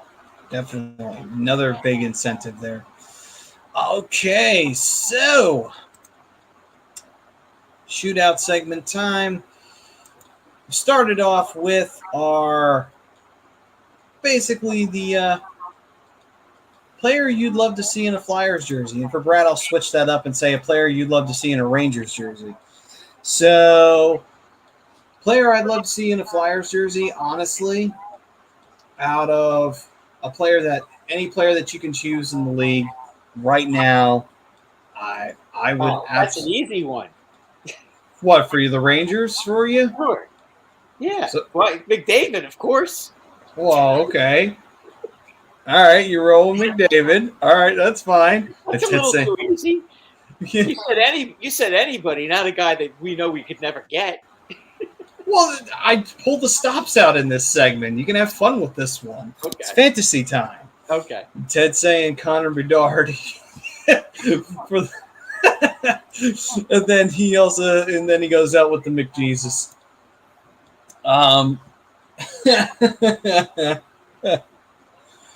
Oh man. Okay, so for me, the player that I would actually like to see wearing a Flyers jersey out of the players that are available right now, I would love to actually see. I'd love to see Pasternak in a Flyers jersey, honestly. You want to know why? Because I just want to see somebody else wear 88.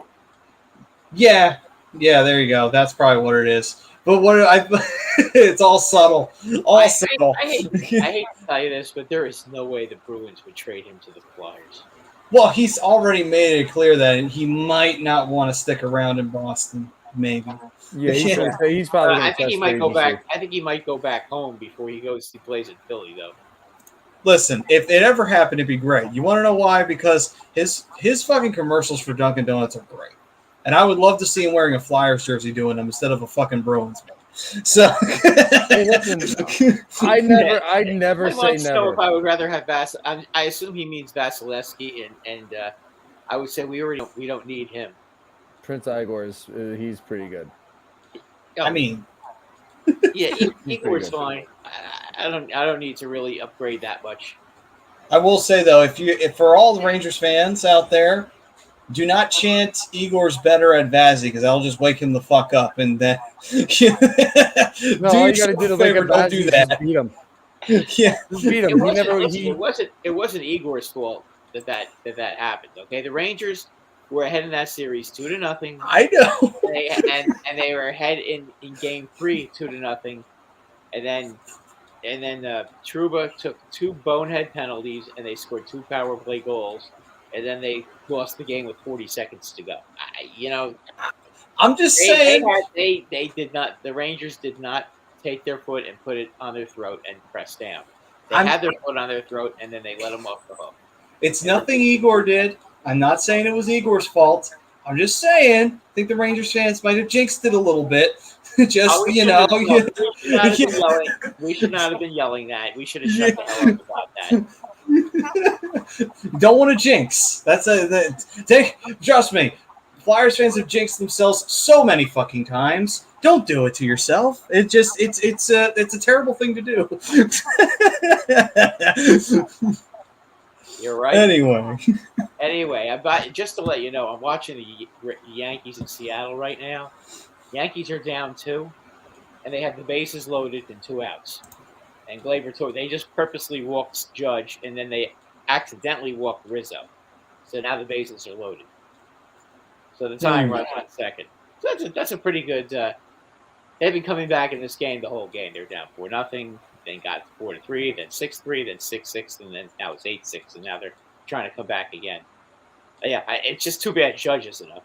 Although they probably would intentionally walk him since they did it before. At least they're not getting beat 13-1.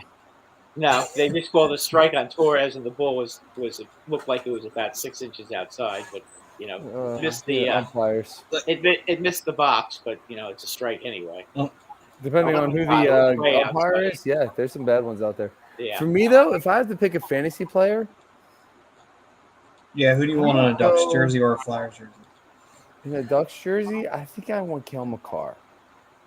That's a good pick. He's a guy who can play. He's one of the best two-way players in the game right now. He can play. He can get you 60, 70 points a year, and he's going to get you 20 goals. And then still be a really good defender on the back end. He's a tremendous player. Oh, yeah. Cale Makar. I have to go Cale Makar. I still remember that move he pulled on the Flyers. He just went right through our defense and scored a goal on hard. Like, I can't even be fucking mad. Like, dude just absolutely just shat all over us. What the hell? McDavid did that. McDavid did that to us when he went through all 5 of us. That was really I remember that. That was Yeah, funny. that was I really enjoyed that. embarrassing, actually, to be honest. Nobody, like, I was screaming, why didn't any? Oh, they struck him out. Anyway, they lost. But I mean, no, I was like, are you telling me nobody could like just hold him or trip him or hit him or do something? Like you just stood there and just like watched him. I mean, hit the fucking guy. Let's be real. Like there's like sometimes when you get a penalty called, then there's a smart penalty. Like if Oh you're my taking God, that, if you Seattle would've had tripped him- 6 guys playing ring around the rosy after they won the Love that I game. mean, God, what a bunch of queers. Ted's saying because we came back down being 0-3. Seriously, they're playing ring around the rosy because they beat the Yankees. You guys are supposed to be in a playoff team. You know, act like it. Okay, Brian, what were I'm you saying? sorry. Any team that plays ring around the rosy after they win a game, that makes the Storm Surge look like look. I was gonna say that sounds like the bunch of jerk mentality. Listen, Yeah, though, yeah. I will Yeah, say this. I have nothing They wrong with Carolina the bunch of Hurricanes. jerks. There's nothing Huh? wrong with that. I mean, That's fine with that. The Storm Surge is bad enough, but that I mean, come on, ring around the rosy, and then we all fall down. Are you kidding me? I always thought it was funny when they did those silly celebrations. I loved it when they were playing dodgeball on the ice. I'm like, oh my god, why do they pelt one of the guys in the face? Well, that's the thing though, and that's what made the Storm Surge so special that year was you didn't know what they were. It was always like, oh my god, what are they going to do next? What are they going to do now? They played dodgeball yesterday. What are they going to do tonight if they win? That was the purpose of it. It was to keep you watching, keep you entertained. Listen, what was I going to say? I don't know. I mean, I kind of like the Nashville Predators when they yell at the goalie. You suck. It's all your fault. It's all your fault. I hate that. The catfish. Well, yeah, it you makes no probably sense, wouldn't especially when you're losing. Yeah. The catfish people. We beat them. We beat them in Nashville. Actually, I think they did a poll recently. They said Nashville is like either the second or the fourth. They're in the top 5 of like the most toxic fans in the entire NHL. Wow, they haven't been around that long. I was like, damn, it didn't take them long to get that high. I mean, the Flyers only fit into the Flyers fans only got the 3rd. I was actually kind of disappointed. I was like, shit, we're only 3rd. What's actually really funny about that statement though is aren't in that top area. We were only 3rd. I was shocked. I was like, how the fuck are we only 3rd? It's like. What's actually really funny about you putting Nashville in that top 5 is that they're actually a very welcoming fan base. That chant is just the most annoying thing I've ever heard in my life. They'll be down 7-1 and then they'll chant that.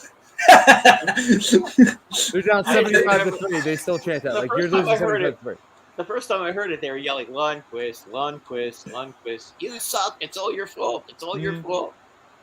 They were doing that even back in the fucking day, back when their team was real shit. And they were just fucking the bitch of everybody in the West. When they had Tomas Vokoun as their goalie, they were doing Yeah. Yeah, and that's my point. Like you're down 75-1 because you got Tomas Vokoun in that, and he should have retired 17 years ago. But you're still going to chant it after you score a goal. Yeah, you pretty much. It's like Nashville. You do realize your team sucks, right? You have 7 wins. Oh, the catfish. The 7 wins, and they gave you 1 because it felt bad. Yankees suck. Yankees suck. And meanwhile, they're down 11-5, and they're 17 games out of first place. And they're okay, since we're talking about this, one thing that always makes me laugh is when and the Rangers fans do this too. But I always find it funny in the Devils games where randomly they'll chant "Rangers suck," even though the Rangers aren't playing them right now. And then Rangers fans do the same thing with Potvin sucks, and the Islanders aren't playing the Rangers. I'm like, okay, wait a minute, hold on, time out. You're not even playing the team. Well, that doesn't matter. They've been yelling. Listen, they've been yelling Potvin sucks since 1979. I know, but it's like, what the fuck? And you know what the best part is when they go on when the fan club goes on road trips, they go into opposing buildings and the guy that does the whistling, whose name I think is Vinny the Bald Eagle. He's the guy that does the whistling. and then they yell "Poppin sucks." They went to Montreal and do it. They go to Toronto and do it. And I think half the time, I don't think any of these fans know what the hell they're doing. What they're Probably saying. not. But, you know, as a Ranger fan, you hear it, you're like, "Oh my God, they're going, they're doing that in Montreal." I mean, it's one thing, I guess, in the Garden, but now to do it in the freaking Bell Center and Oh, they do it. They do it. Listen, if the fan club goes on a trip, they'll do it in any city. They don't care. They do it in Pittsburgh, and the Pittsburgh fans are like, "Huh? It's like, Podvin, who the fuck is You Podvin? mean there was a defenseman before Letang?" Yeah, right. Because to be fair, for a Penguins fan, you probably didn't actually start watching hockey until probably 2009. So it's all right. You probably don't know much about hockey anyway. So it's okay. It's all right. Yeah. I'll let you have that one. There you go. So, Prism was saying, I want to see DeBrincat in a Blackhawks jersey. I'm sure you do. And then Ted's another guy I would like to see in an Anaheim jersey too. Yeah, that's their chant, Ted. Yeah, that's the real catchy chant. That's the Nashville chant. I always call them the catfish people just because they have that stupid catfish thing where they'll throw one on the ice and like, what the fuck? Well, they have to do something down there. Yeah, right. Since Detroit throws octopuses on the ice, so I mean, at least Detroit are. Seattle, they throw freaking salmons on the ice. All right, well, that's Seattle. It's their thing. I mean, that's what they have fish markets there, so it kind of makes sense. Yeah. So, well, you remember Florida with the rats? Well, yeah, but there's a story behind that, and it makes complete sense because Scott Mellenby killed a rat in the Miami arena because it was an old shithole. So he kills the rat by slapping it with his stick, and then he scored the winning goal that night. So from that point forward, it was good luck to, and it was the year of the rat right after that, basically. That was the whole point of that. Oh, okay. Didn't know that. Okay. Yeah, there's a story behind the rat. So I never figured that one out, but now yeah, that makes sense.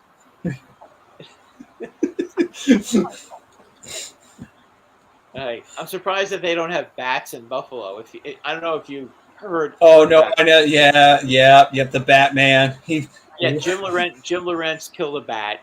He whacked it. Buffalo. And he did it in a Stanley Cup final game, too. It was the fog game against the Flyers. That was hilarious when he did that. That game was funny. And Bernie Braun wasn't there fog? You could barely see the puck. You couldn't see shit. It was thick. The funny part of it is that Bernie said it was 75 degrees on the ice. So I'm thinking like, oh my God, 75 degrees. And you're wearing equipment like that. Oh my God, Jesus. They earned their paychecks that night. They certainly did. Yes, they did. Holy shit. So let's see here. Prism said, I remember sitting there the day the NHL announced the NHL team in Nashville. I said out loud, no good will come of this. Well, apparently none has. So there you go. And Ted did say, we did that too the year we came back versus Boston. You could hear the crowd chanting Crosby sucks because the Habs beat the Pens and while we were playing Boston. Yeah, okay, fine. But you know what? That didn't last very long. I mean, we still say Crosby sucks, but everybody says that, so I don't think we can call that our own. Yeah, Crosby. Well, Ranger fans yell that, but only when he's there. They pop in. They do it at the Garden every game. But you see, I kind of get it though, in the sense of like, okay, imagine being a Rangers fan during that period in 80 to 84, and you watch the Islanders win 4 straight cups. And the Rangers hadn't won anything since 40 and had been in the Stanley Cup Finals in 79, right? Was it? So yeah. I could imagine that frustration of just like, what the fuck? Well, that wasn't the reason they started that chant, though. The reason they started that chant is because they had signed Ulf Nielsen and Anders Hedberg from Winnipeg when they were WHA. And Dennis Poppin laid a cheap shot on Ulf Nielsen and broke his leg. And Ulf Nielsen was never the same. And this was back in 1979. And the fans have never forgiven him for it.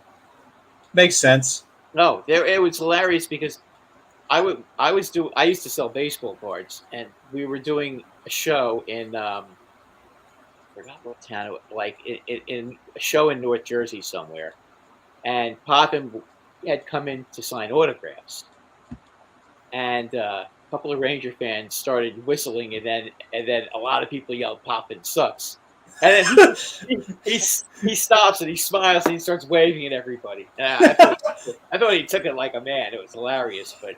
I mean, honestly, Podman's just being a good troll right there at that moment. He's just like, because you know what would have been really funny if he had rings at that point and he just held up his hand that had the rings on it, be like, "Hi guys," and then just walked away. I mean, like, that's a good troll move right there. I'll give you that one. Good back at you. Honestly, I don't remember if he wore a ring because I didn't get his autograph because I couldn't stand him.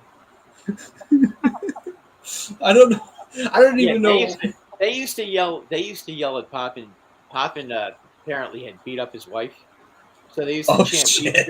They used to chant, "Beat your wife, Pop," and "Beat your wife." Oh my god! And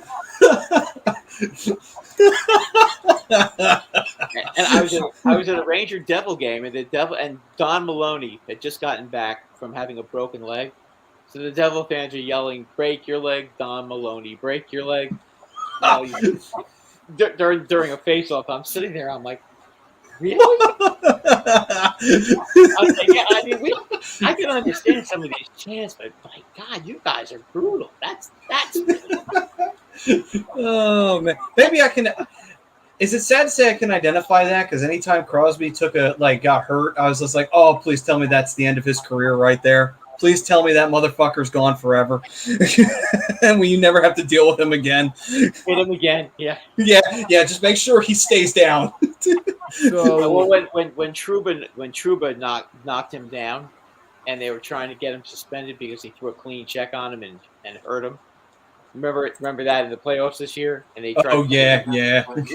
They were screaming that he should get suspended when all he did was he just was skating and used his shoulder to check him. You know. Yeah.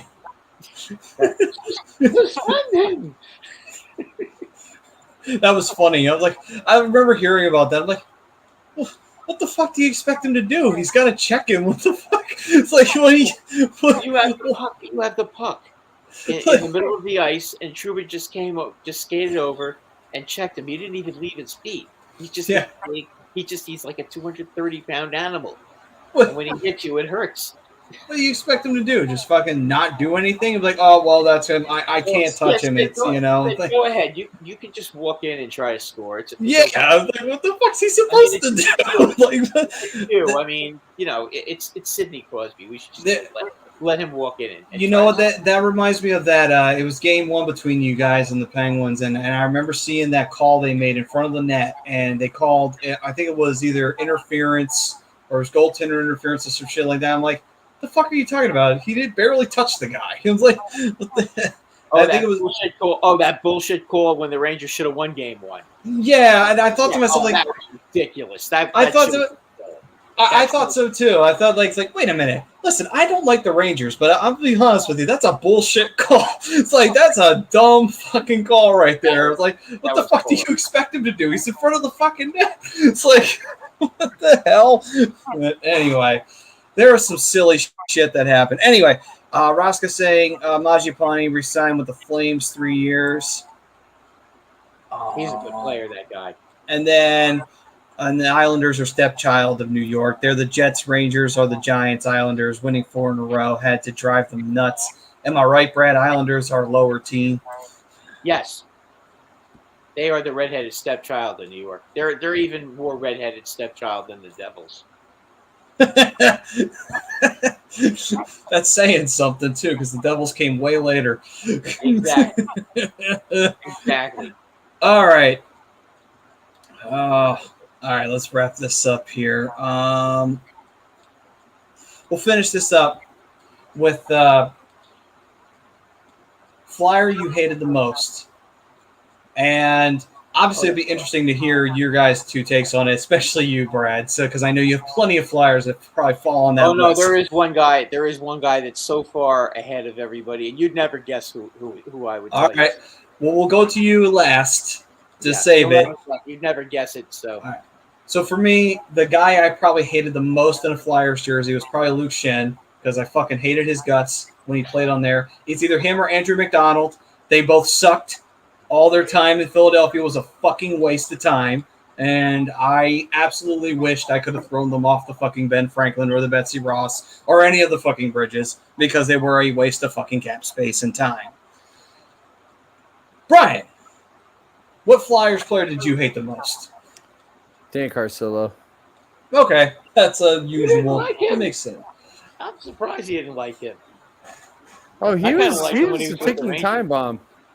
He certainly He was a ticking time bomb. It was was only a matter of crazy, time yeah. before he took a really stupid penalty for no reason. That he did do. And to be fair, the one thing he was known for fighting, he fought Max Talbot, and that unfortunately turned the tide. It's the only time ever in history that I've seen a guy beat the shit out of an opposing player in your building, and then the other team came back and won a playoff series against you. That's the weirdest fucking thing. As mad as I was, I look back on that now and say, that is the weirdest way to win a playoff series. You lose a fight, yet you get so motivated because of that loss, you win the fucking game. That was weird. That was fucking weird. Then again, also, it figures. It's the Flyers. We jinx ourselves all the fucking time. Anyway, Brad, what do you got for me? Dave Hoyda. Wait, what? Go ahead again. Dave Hoyda. The biggest Okay. in the history of the NHL. He played for the Philadelphia Flyers. He even wore Schultz's number after Schultz left. Okay? Oh, boy. You know why I call him that? Because when the Flyers got into a bench clearing brawl with the Islanders, do you know who he decided to fight and beat the crap out of? Mike Bossy. Really? Mike Bossy. I mean, come on, Dave. Be a man. The Islanders had all these tough players, and you go after the littlest guy on the ice who never fights, is a Lady Byng candidate. You're going after him? What kind of a man are you? Oh, and when he went after a Ranger, it was Eddie Johnstone. Wasn't Nick Patiu. No, it was Eddie Johnstone, who was all but 5'8", 180 pounds. And he called himself the toughest guy in the league. No. When we had a bench clearing brawl prior to that, Barry Beck destroyed Dave Hoyda. So, you want me to know? You want me to tell you?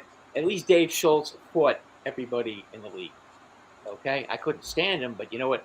I respected the fact that he would fight everybody. He fought O'Reilly. He fought Clark Gillies. He fought Larry Robinson. He fought Dan Maloney. He fought everybody. Dave Hoyda would pick the wimpiest, smallest guy on the ice, and this is who we would go after. I mean, come on. So anyway. Okay, then. And if you don't believe me, go onto hockeyfights.com and take a look at some of the. In 78-79, he went after Eddie Johnstone. And what was the Islanders? It was Bossy. I'm just trying to remember what year it was. I think it may have been one of the years the Islanders won the Stanley Cup. But he went after Mike Bossy. You can't fight. How do you fight Mike Bossy? I mean, that's like fighting Joe Sakic. Why would you do that? Although Joe was not afraid to drop the gloves. Yeah, but nobody ever went after it. Teams respected Joe Sakic to a point where they would say, "Don't do that to Mr. Sakic." Well, yeah, that, and also the Avalanche had a couple of guys that were not afraid to bust you up if you even remotely looked at Sakic funny. So That's true, but Sakic was not a dirty player, though. No, he was not. Not at all. And neither was Mike Bossy. Eddie Johnstone was somewhat, but I mean, come on. You're going to fight a guy that's 5'8", 180 pounds when you're 6'5", right. 240. I can see that. I can see why you didn't like it. You didn't. Yeah, no, I can see that. And Barry Beck beat the crap out of him at the Garden after that happened. So, you know, and it was like saying, "Oh, well, you're going to go after Barry Beck." And I remember the Ranger announcer was chiding. He said, you're not going to really go fight Barry Beck, are you? And then he did and got murdered, like most people did against Barry Beck. But that's another story for another time. But as I said, you guys should watch some of those fights with Dave Hoyt, because he was terrible. You don't fight guys like that. All right then. No, you don't. Could you imagine if trying to, like, Reggie Leach was probably the cleanest guy you'd ever see, right? Mm-hmm. Did you ever see Reggie get into a fight? Because I never did. No matter how nasty the Flyers were, Reggie never did stuff like that. Okay? No, that wasn't Reggie's game. No, not at all. Could you imagine like a goon, like if Bob Probert went out and attacked him? Yeah, I can see what you mean by that. That would be bullshit real fast. Yeah. What are you trying to prove? The Bossy thing, really, even though I hated Bossy and he was an Islander, it just bothered me because it's like, really? That's the guy you want to go after? That's the guy who you want to show your manhood to? It would have been like if one of the tough guys back in the day wanted to go after Danny B. It's like, why? Why are you attacking Danny B? What does that prove? Yeah, why? Yeah, like what? Yeah. Plus, then you would have to deal with either Cote or, and you didn't want to deal with them. So the Islanders had plenty of guys if you wanted to fight who would be more than willing. They had like Richie Pilon, and they had Clark Gillies, and they had Bobby Nystrom. I mean, they had plenty of guys. If you wanted to start, would be more than happy to oblige. And this is who he goes after. Really? Just a thought, guys. So here's the thing. Ted said he thought you were going to say Gagne, and the reason why is because Gagne always had big games in the Garden, which he did. Gagne did. No, I respect guys who were hockey players that score goals. I don't have any problem with anybody who's a goal scorer. And Simon Gagne used to kill the Rangers. He was my favorite Flyer. Like, he was just, he was amazing. Oh, man, I just wish we had I think of all the if you're asking me a Flyer who I actually really liked and I wish was on the Rangers, was Brian Propp. I loved his game, and he was a gentleman, and he never did participated in any of the shenanigans. That's a guy I would have loved to have had on the Rangers. Yeah, that Propp didn't need to. Great two-way player. He definitely didn't need to, because you had Brown and you had Tocchet who were willing to do that. So yeah. But that didn't stop Hoyt from going after Bossy. No, it did not. You're right. It did not. And again, they're just certain things. That I hate Risto. I don't hate Risto. I don't care about him. Why would I hate him? He's never done anything except be bad. He's just not a good player. Yeah. If you're asking me about Rangers who I couldn't stand, that list is just too long. Now I can just start with last year. And then just go back. Patrick Nemeth. I'll just start with him and just leave it at him. Every time he went on the ice, I wanted to grab a megaphone and scream at what's his name? And scream at Gerard Gallant and ask him why he's playing. Because even I wouldn't fight Bossy, and I'll drop the gloves to my grandpa if he takes my last Dr. Pepper. Good one. Well said. That person knows exactly what I'm talking about. They're just, come on. There's certain guys you don't do that. Right. Okay. You don't. That's BS. All right. So it's time to finish this up. All right, guys. So we thank everybody for joining us. Everyone who was chiming in, the fam, love you guys. Thank you very much. You're the lifeblood of A2D. And we will definitely be sending. We'll have plenty more for you guys next week, and we'll see if anything big happens in the hockey world. Until then, we were brought to you by Manscaped. You get 20% off your order with the free shipping. Just use the A2D code. Throw out your old hygiene habits, guys, and upgrade your life. And We'll see you guys next week. Until then, stay safe, stay healthy out there. I want to say thank you to all the sponsors. Oh, and one last thing as well. If you want to get A2D merch, this is where you go. Out to phillydrinkers.com. A2D. Got plenty of great stuff there for you. All right, guys. Yes, like those mugs. And we will see you guys next week right here on the Hockey Happy Hour. Peace and love, everyone. Take care.